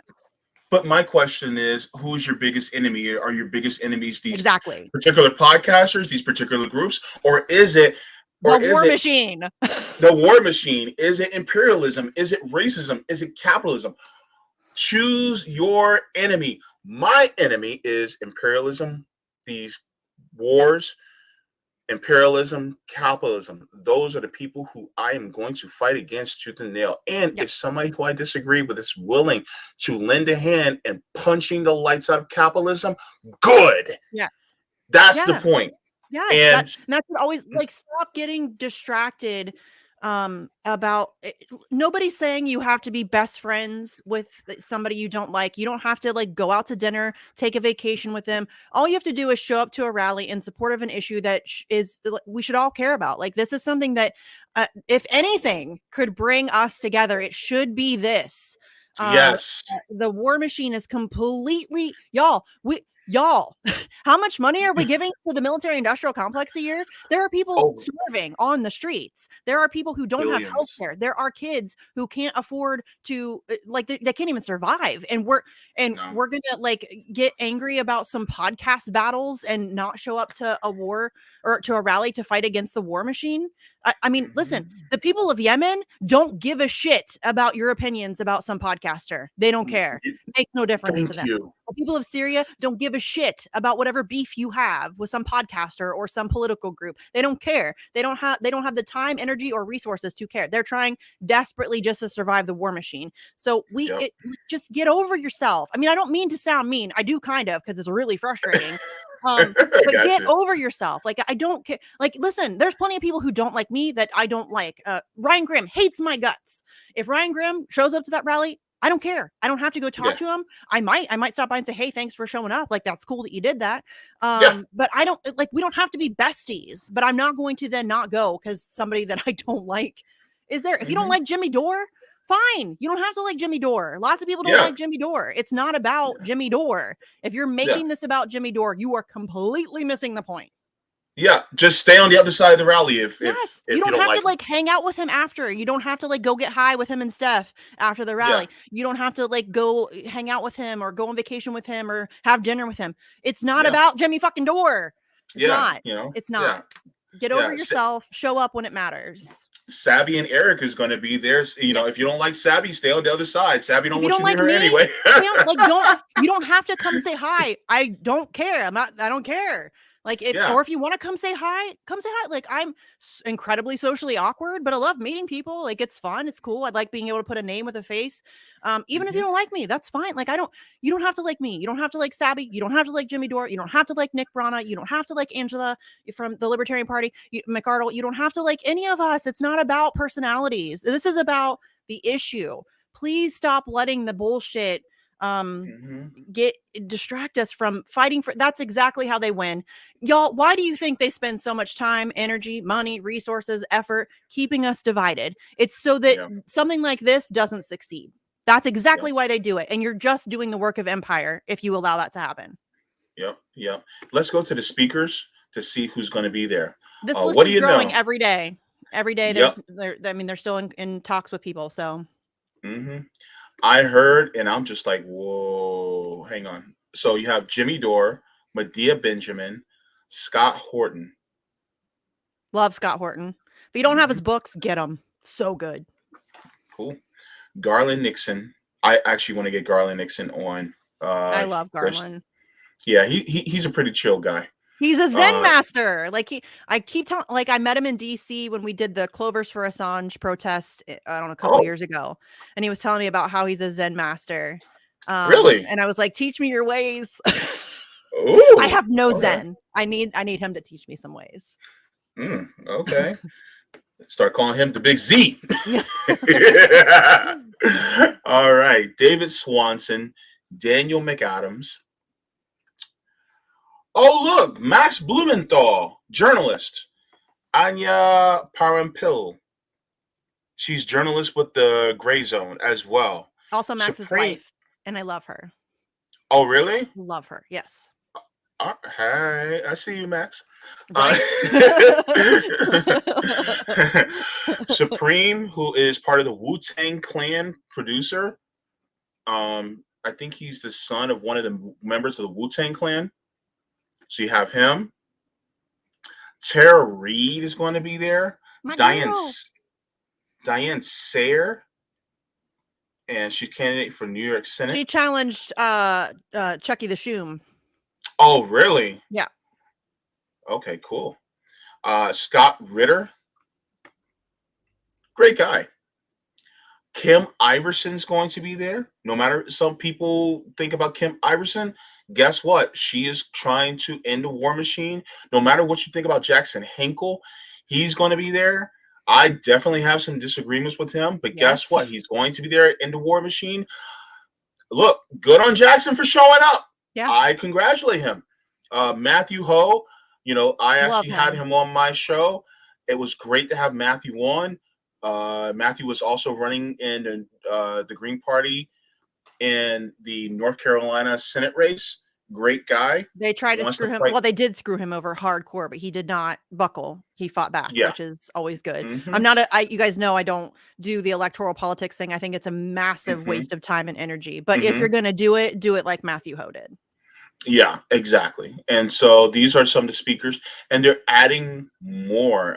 Savvy said they're adding more like every other day. So yeah, I think they're in conversations with a couple of different people. I think they're trying to space out like the announcements of them, so it's not just like blah, you know what I mean? But yeah, they're doing a great job. And I just to be clear, I am not an organizer with this rally. They asked me to be involved kind of on the side because one of the demands is to free Assange. So they asked me to be to help them out with the Assange messaging and stuff like that. I'm doing some social media stuff for them. So I'm not an organizer. I don't want to take any undue credit whatsoever. There's a lot of people who are doing listen, organizing is fucking hard. It's incredibly time consuming. It's stressful. And there's a lot of people who are working very hard behind the scenes to pull this rally off. So yeah, I just want to make it clear. I'm not an organizer and I don't want to take any undue credit. But this is really important. The anti-war movement in this country has been all but neutered. It's gone. Like it doesn't exist. And so this attempt to revitalize it is long overdue. It's incredibly necessary. It's needed. And we need to figure out a way to come together for these things that we care about.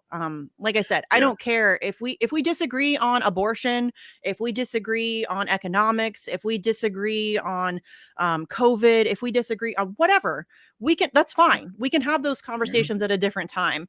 But if you want to fight back against the completely out of control war machine and death economy and imperialism, and fight for the people of Yemen and Syria and Palestine and Venezuela and the numerous other countries, Africa, the entirety of Africa. If you want to come together and fight back for those people and to fight not just for them, but for us, because our war machine is killing us, not directly. The bombs aren't dropping on us yet, but that's the chickens will come home to roost eventually. And we need to also be aware of the fact that the amount of money that is being spent on blowing people up for profit takes away from our ability to feed, clothe, house, provide healthcare for all of those things that I think most of us recognize that we need and that we want and that would make our country better and stronger. And we can't have those things until we destroy the military industrial complex. So this is important. I cannot stress that enough. I don't care if you don't like people involved. You don't have to. That's okay. Yeah. But show up if you can. Show up if you can. Mm-hmm. Help spread the word. It is incredibly vital that Yeah. we revitalize the anti-war movement in this country. Yeah. And one of the pieces that killed the anti-war movement was actually when Ronald Reagan was governor of California. A lot of people don't know this, but the reason why you guys have to pay so much now for your college tuition is because of Ronald Reagan, because that was part of killing the anti-war movement, because the anti-war movement was very big in colleges until Ronald Reagan said the proletariat's too educated. We need to gatekeep the proletariat, so they started charging higher rates for institutions. Yeah. So for higher education institutions, and so now not only is the war machine bigger, but it's been neutered, and you have these high student loans that you guys have to pay, which you have really no way to pay it off because you can't claim bankruptcy. Thanks, Joe Biden. So it's really just one big vicious Well, that's a circle. great point. All of these things are connected. I think a lot of people don't make those connections, and they fail to see how, for example, what's happening to Julian Assange, in my opinion, literally impacts everything. Everything. All of the things that you're fighting for or against, you cannot be effective in that fight if you don't even have the ability to speak, if you don't have the ability to educate yourself, if you don't have access to information. And it's the same, the anti-war thing. It's the same thing. The military-industrial complex influences so much of our lives that I don't think a lot of people even recognize. For example, education, the idea that, and again, like I said earlier, knowledge is power. And that's what that was about, was taking away your power. And that's the same thing they're doing now with the attacks on free speech, with the attacks on your ability to protest. There are anti-protest laws in various stages of development in all 50 states right now. And they are trying to take away your ability to protest. They're trying to take away your ability to redress your government. They're trying to take away. I mean, listen, this is not a joke. Like they're coming for all of us. And that's why we say we are all Assange, because we are. It starts with him. It does not end there. It does not end there. And that's why I'm super pumped. It makes me really happy. I'm usually very cynical. For obvious reasons. There's not a lot to be very hopeful about in the current climate. But seeing the way that the Assange movement has been very successful in kind of working across political ideologies, and welcoming in people from anywhere, that has been very, it's given me a lot of hope. And then seeing this, the Rage Against the War Machine rally, and the way that they are kind of bringing people from all different sides. It's great. I mean, in October, when we just had that rally, we had people from all across the spectrum.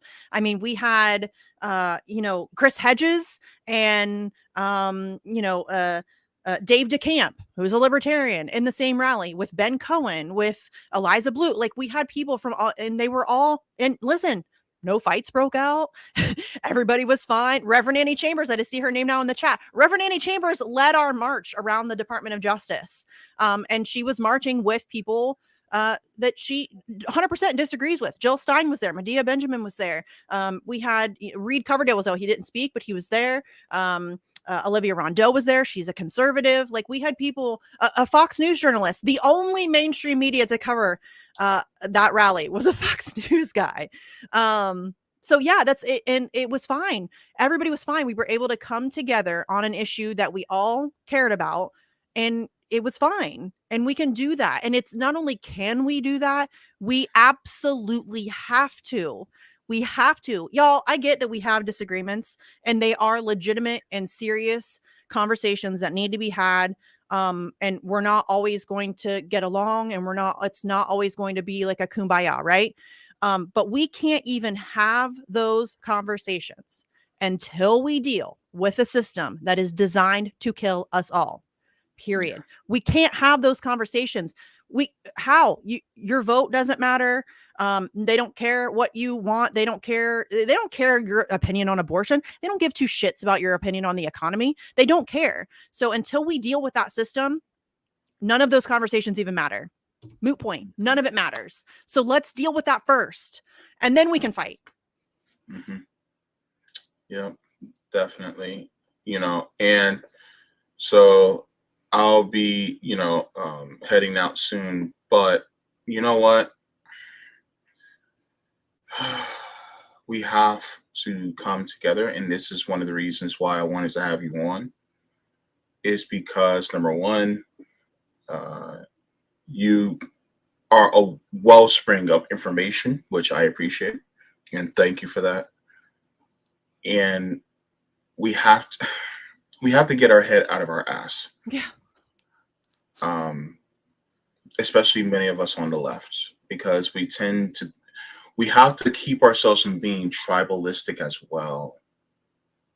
Because if we're trying to open people's brains, open people's minds, we have to do it in a way that lets them know that we care and we're compassionate about them, because we don't want them to lose their rights either. Because if they lose theirs and we lose ours.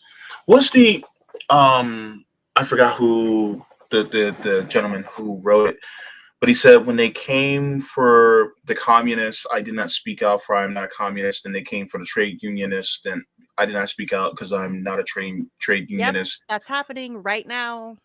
Except they came for the Jews, but I did not speak out because I'm not a Jew. And then they came for me, and there was nobody to speak out. Yeah. Because I didn't speak out for anybody else. Yeah. So my thing is like, are we speaking out for other people who are disenfranchised? And are we trying to talk to other people to awaken them to who the real threat is? Yeah. Because a lot of times there's certain people who will go, well, those truckers, they're the threat. Right. Or they'll go, oh, the trans people are the threat. Or the Mexicans coming across the border are the threat. And it's like, wait. You're talking about people who don't have power. No power. No influence, power. No money, no nothing. That's what I'm saying, JB. People get so distracted by bullshit. My enemy is not a trans person. It's not an immigrant. It's not a trucker. It's none of those people. My enemy wears a $5,000 suit and sits in a boardroom. That's who my enemy is. That's who all of our enemy is. And we need to stop. Again, not saying we all have to get along and we all have to agree on everything, but we need to recognize who our true enemies are and deal with that and stop listen, it's so annoying because this is exactly what they want. They want us fighting amongst ourselves. If we are fighting each other, we are not paying attention to the man behind the curtain. And that is why they spend so much time, money, energy, and effort making sure that that's the environment that we live in. And that's why Fox News riles up the right and MSNBC riles up the liberals, so that everybody's fighting amongst themselves and nobody's paying attention to the fact that both of those places are owned and operated by the exact same fucking people. And they're just balancing each other out so that we're fighting ourselves, and then we're not fighting them. And that's exactly what you are doing, the work of empire. And you just mentioned that we should fight for all of our rights, because if somebody loses their right, then I also lose mine. It's really weird to me. And I see this a lot on the left, where people are like, oh my God, I can't believe you're willing to talk to Republicans. Like, oh, you're a fashion enabler. You're a Nazi. Like, I've had people on the left have told me that I'm a fascist because I'm willing to talk to Reed Coverdale or Clint Russell or Scott Horton. And then meanwhile, when a strike breaks out, they're like, oh, I support the workers. Do you though? Do you support all of them? Because some of those people on strike are Trump supporters. Some of those people on strike are Republicans. Some of the people on strike are people who disagree with you on literally everything. Do you support them too? Because I do. I support all of them. Don't be a hypocrite. Do not be a hypocrite. Don't pretend like you support workers when you don't. You support workers who agree with you. Be real about that. Be real. One thing that people, especially on the left, need to realize is that compassion is the greatest tool to move people to see your side. Yeah, you're certainly not going to convince a conservative who, by the way, agree with us on a lot more than we think. But you're certainly not going to get them on your side if you look down at them, call them names, demean them, which I'm guilty of with shit libs, because I think shit libs are like the most dangerous force on planet Earth. Legitimately, I think they're far more dangerous than conservatives. I think the squad is far more dangerous than most people are willing to admit. But yeah, it's and I'm not saying I'm perfect. I am 100% guilty of that, but we need to start working towards that mentality where although we don't have to agree on everything, we do need to start attempting to speak to each other with respect. And again, also hard for me, especially on Twitter, because I deal with a lot of fucking trolls. And so my snark response is on a hair trigger because I'm just used to that. And I'm working on that. I'm trying to get better because I think sometimes I've been really short with somebody or who was operating in good faith, but I'm just used to people being shitty to me on Twitter that I'm just like, fuck you. You know what I mean? Yeah. Like, that's my immediate response. So I'm working on that. I'm not perfect. I'm certainly not pretending to be. But we're definitely not going to bring anybody to our side by speaking to them as if they're idiots or less than, or you know what I mean? And I think that we've just lost so much of that. I forget who it might have been Reed, but one of my libertarian friends tweeted something that somebody asked a bunch of libertarians, what do you think would bring socialists to libertarianism? And they were like, better arguments and better leaders. And then they asked those same libertarians, well, what would convince you to go to socialism? And they said nothing. And I think that that's something that we really need to recognize, that a lot of people, we need to meet people where they're at, and we need drop the labels. Stop. I think that we, once we label something socialist or communist, a lot of people who are to our right will immediately just turn their brain off and they're not hearing anything that we're saying. So I think if we drop the labels, I think we're going to be much more effective, but also stop demeaning people who disagree with you.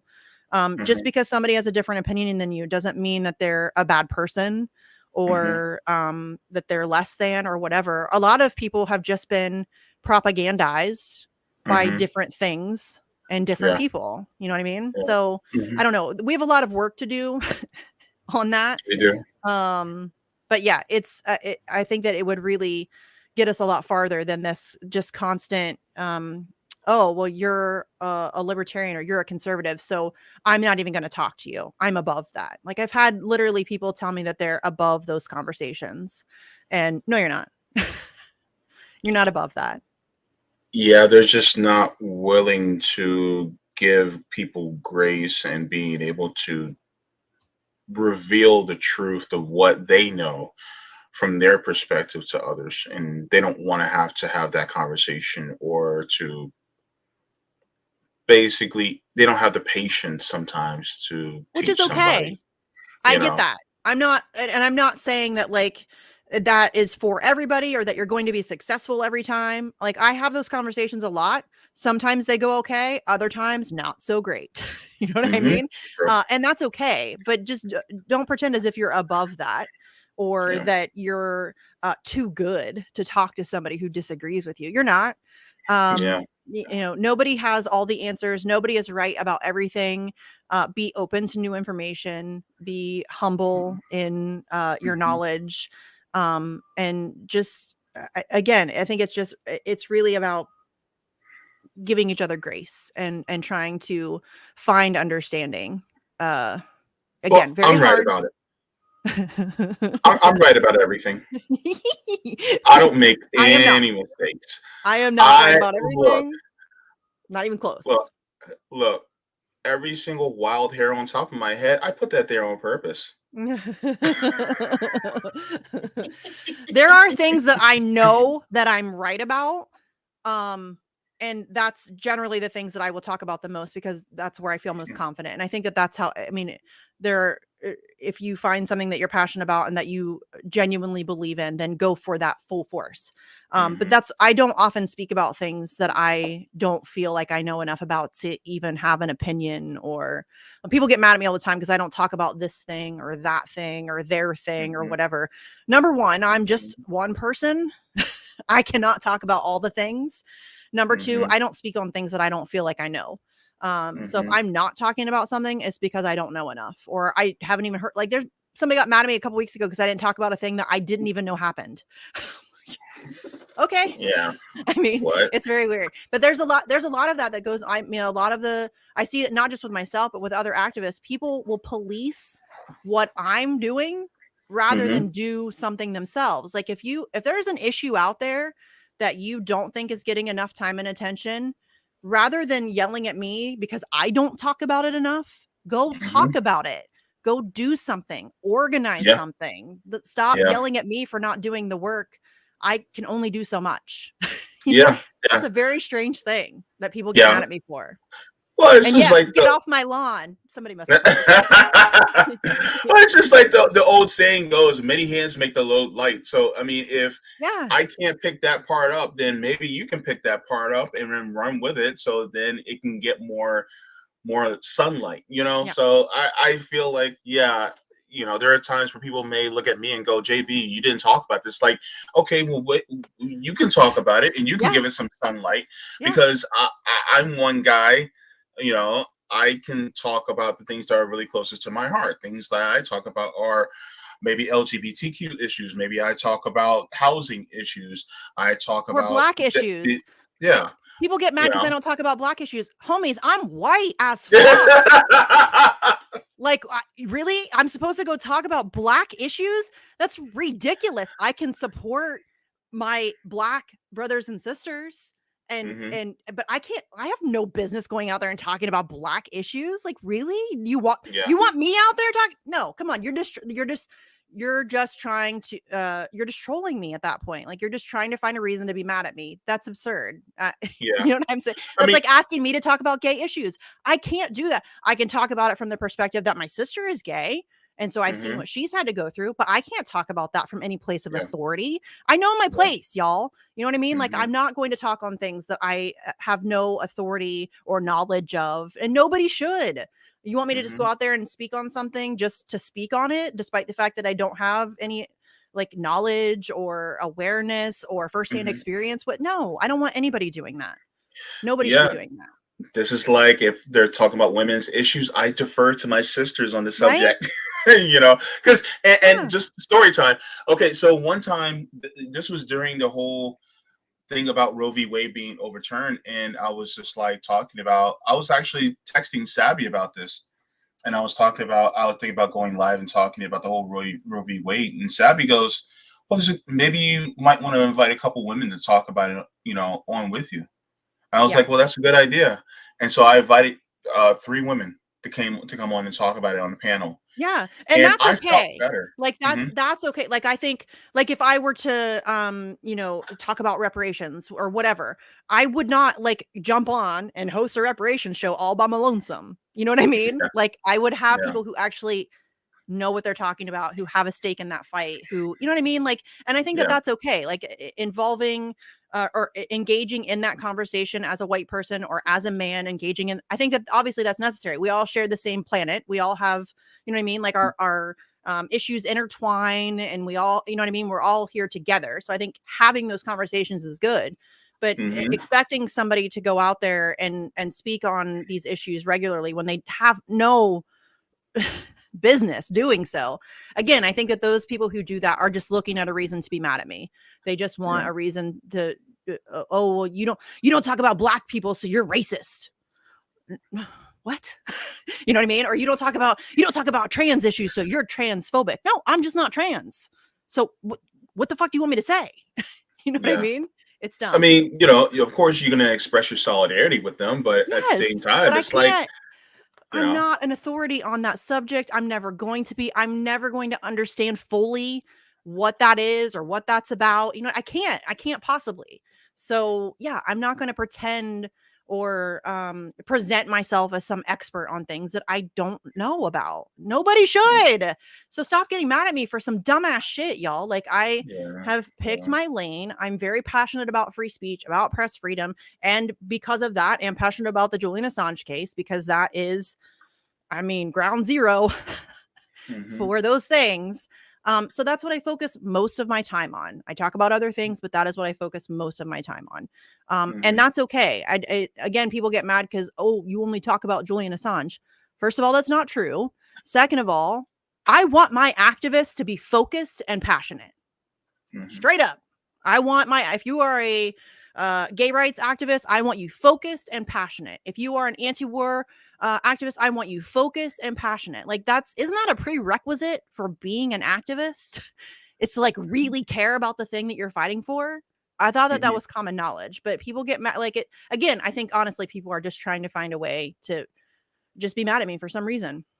Makes them feel better about, I guess, not doing anything.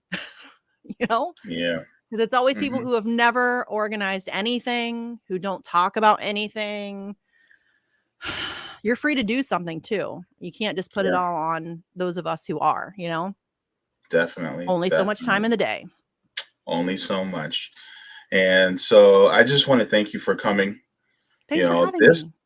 Our conversations can go on forever.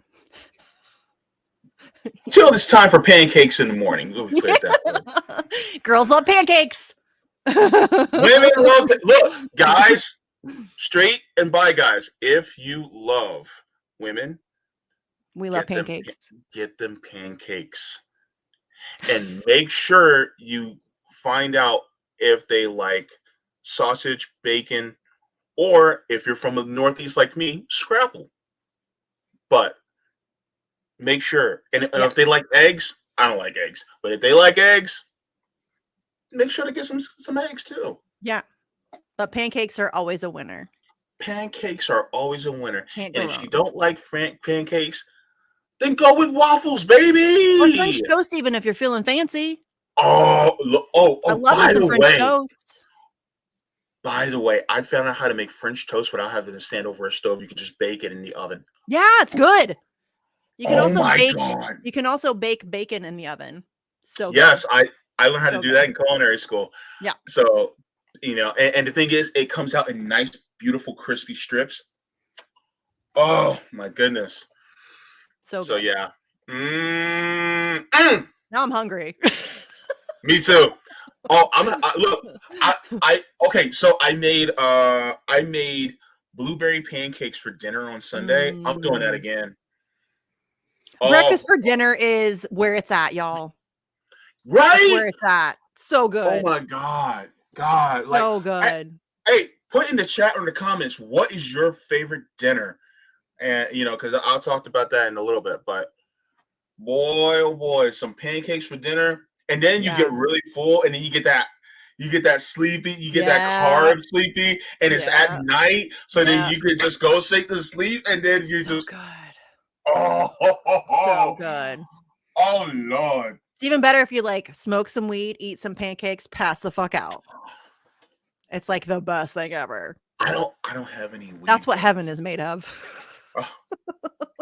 Heaven is just a place on earth.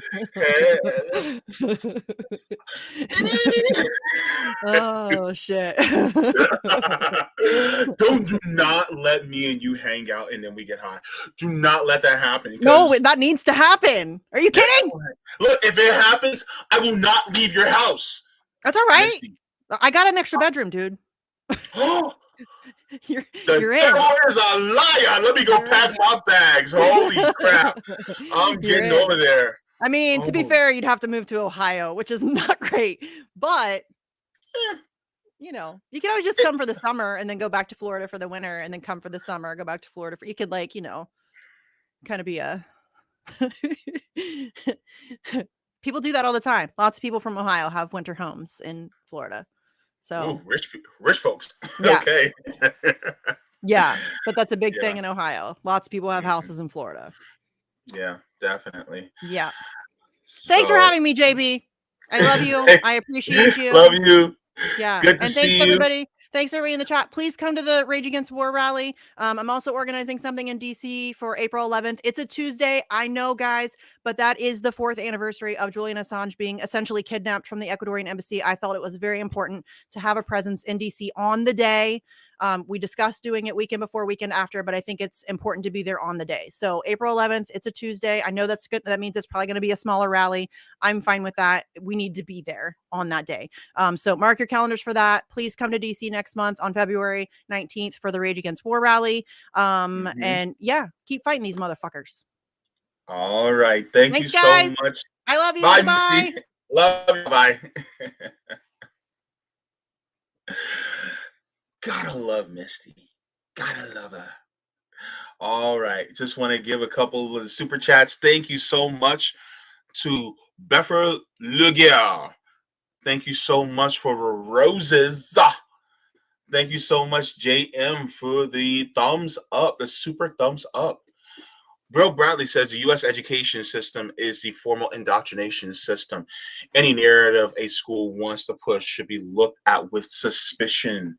Agreed. Thank you so very much. Bill Bradley continues, says, have to be able to see temporary alliances and when to use them. The biggest enemy right now is the empire. Allying with people against that does not mean they will be long-term allies. Agreed. This is what coalitions are made of. Sula Moon says they'll not stop at just one cop city either. Cop City coming to a town near you. And don't forget they've carpet bombed U.S. cities in the past. I think there was the move bombing in Philadelphia back in the 80s. So they've done it before. They'll do it again. Thank you again, JM, who is also a JB member, for the $2 as well.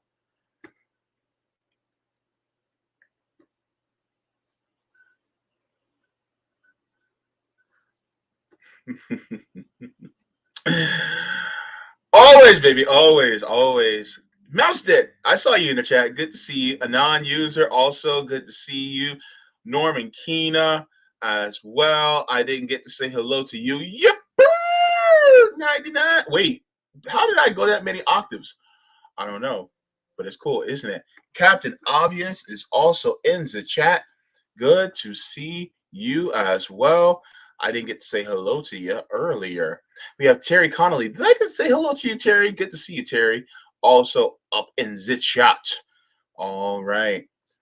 And there's a few people who I didn't get to say hello to, but they're way far in the chat. Let's see. Just checking out. You see, Ruffin. Okay, new people, haven't got them yet, but they'll come in. Also,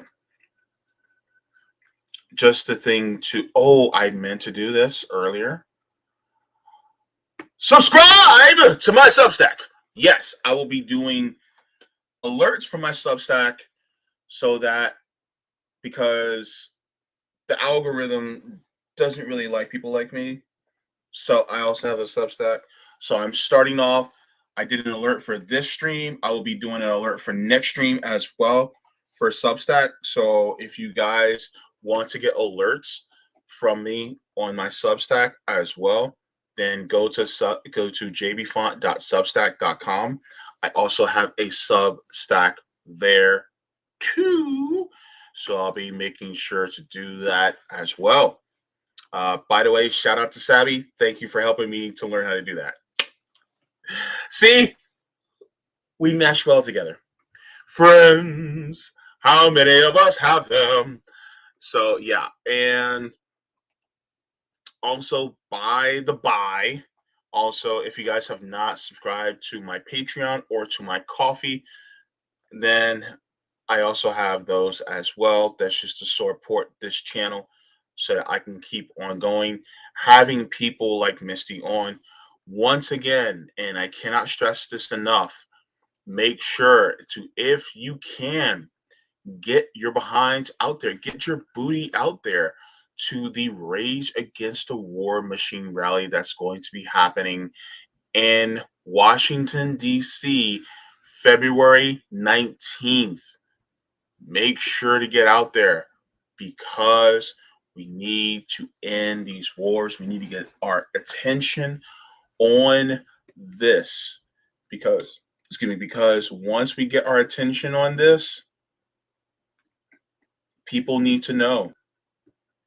Because once people know and people utilize their sense of outrage, guess what? Then we can have a chance at really ending these things. It can open people's eyes even more. And that's what we're looking for. Opening the eyes of people so that they can push for a more compassionate government. because the world deserves a more compassionate United States.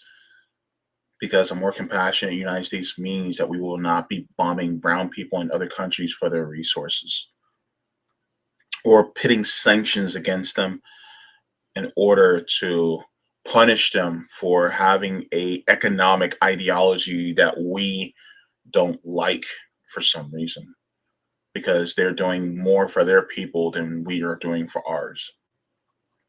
And so that, subscribe to my Substack.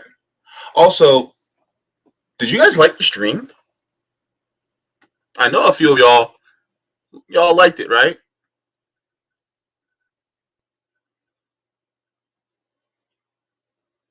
All right, thank you. Thank you so very much. Also, just to let you guys know, I will be getting into the last part of Dirty Truths by Michael Parenti.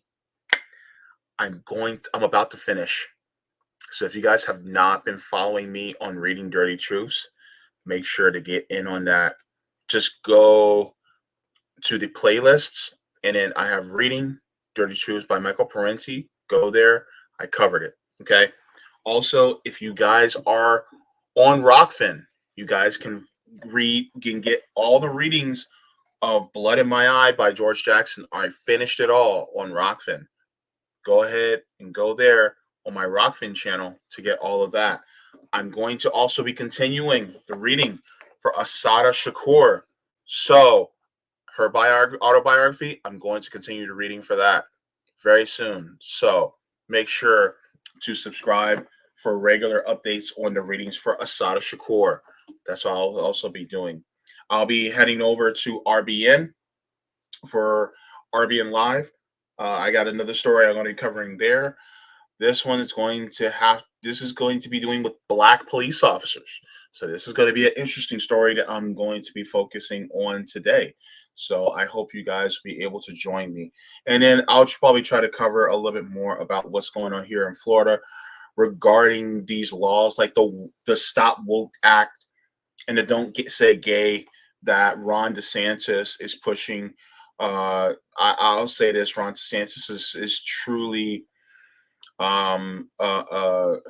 fascistic in his ways, and people like Ron DeSantis do not deserve to have any type of political power over people, because he is anti-free speech and he is anti-Black. And so people do not need to have somebody like him to govern over them. I'm just going to say that much. So yes, so subscribe to my Substack.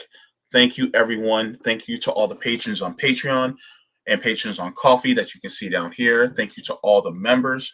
Thank you to all the people who send me mutual aid via various platforms. I also have my GoFundMe in the description as well.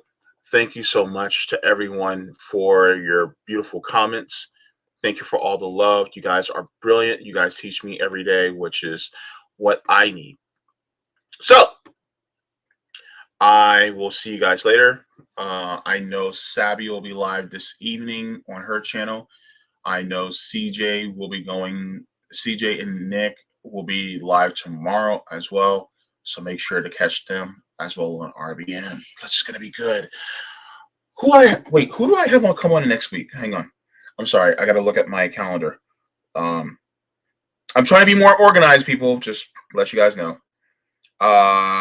Next week, I will have on Due Dissidents on this channel next week, Tuesday, 2 p.m. Eastern. It's going to be fun. We're going to have a great conversation. I cannot wait. Water your plants, water yourselves. Leave the world better than you found it. And rage against the war machine, people. Bye.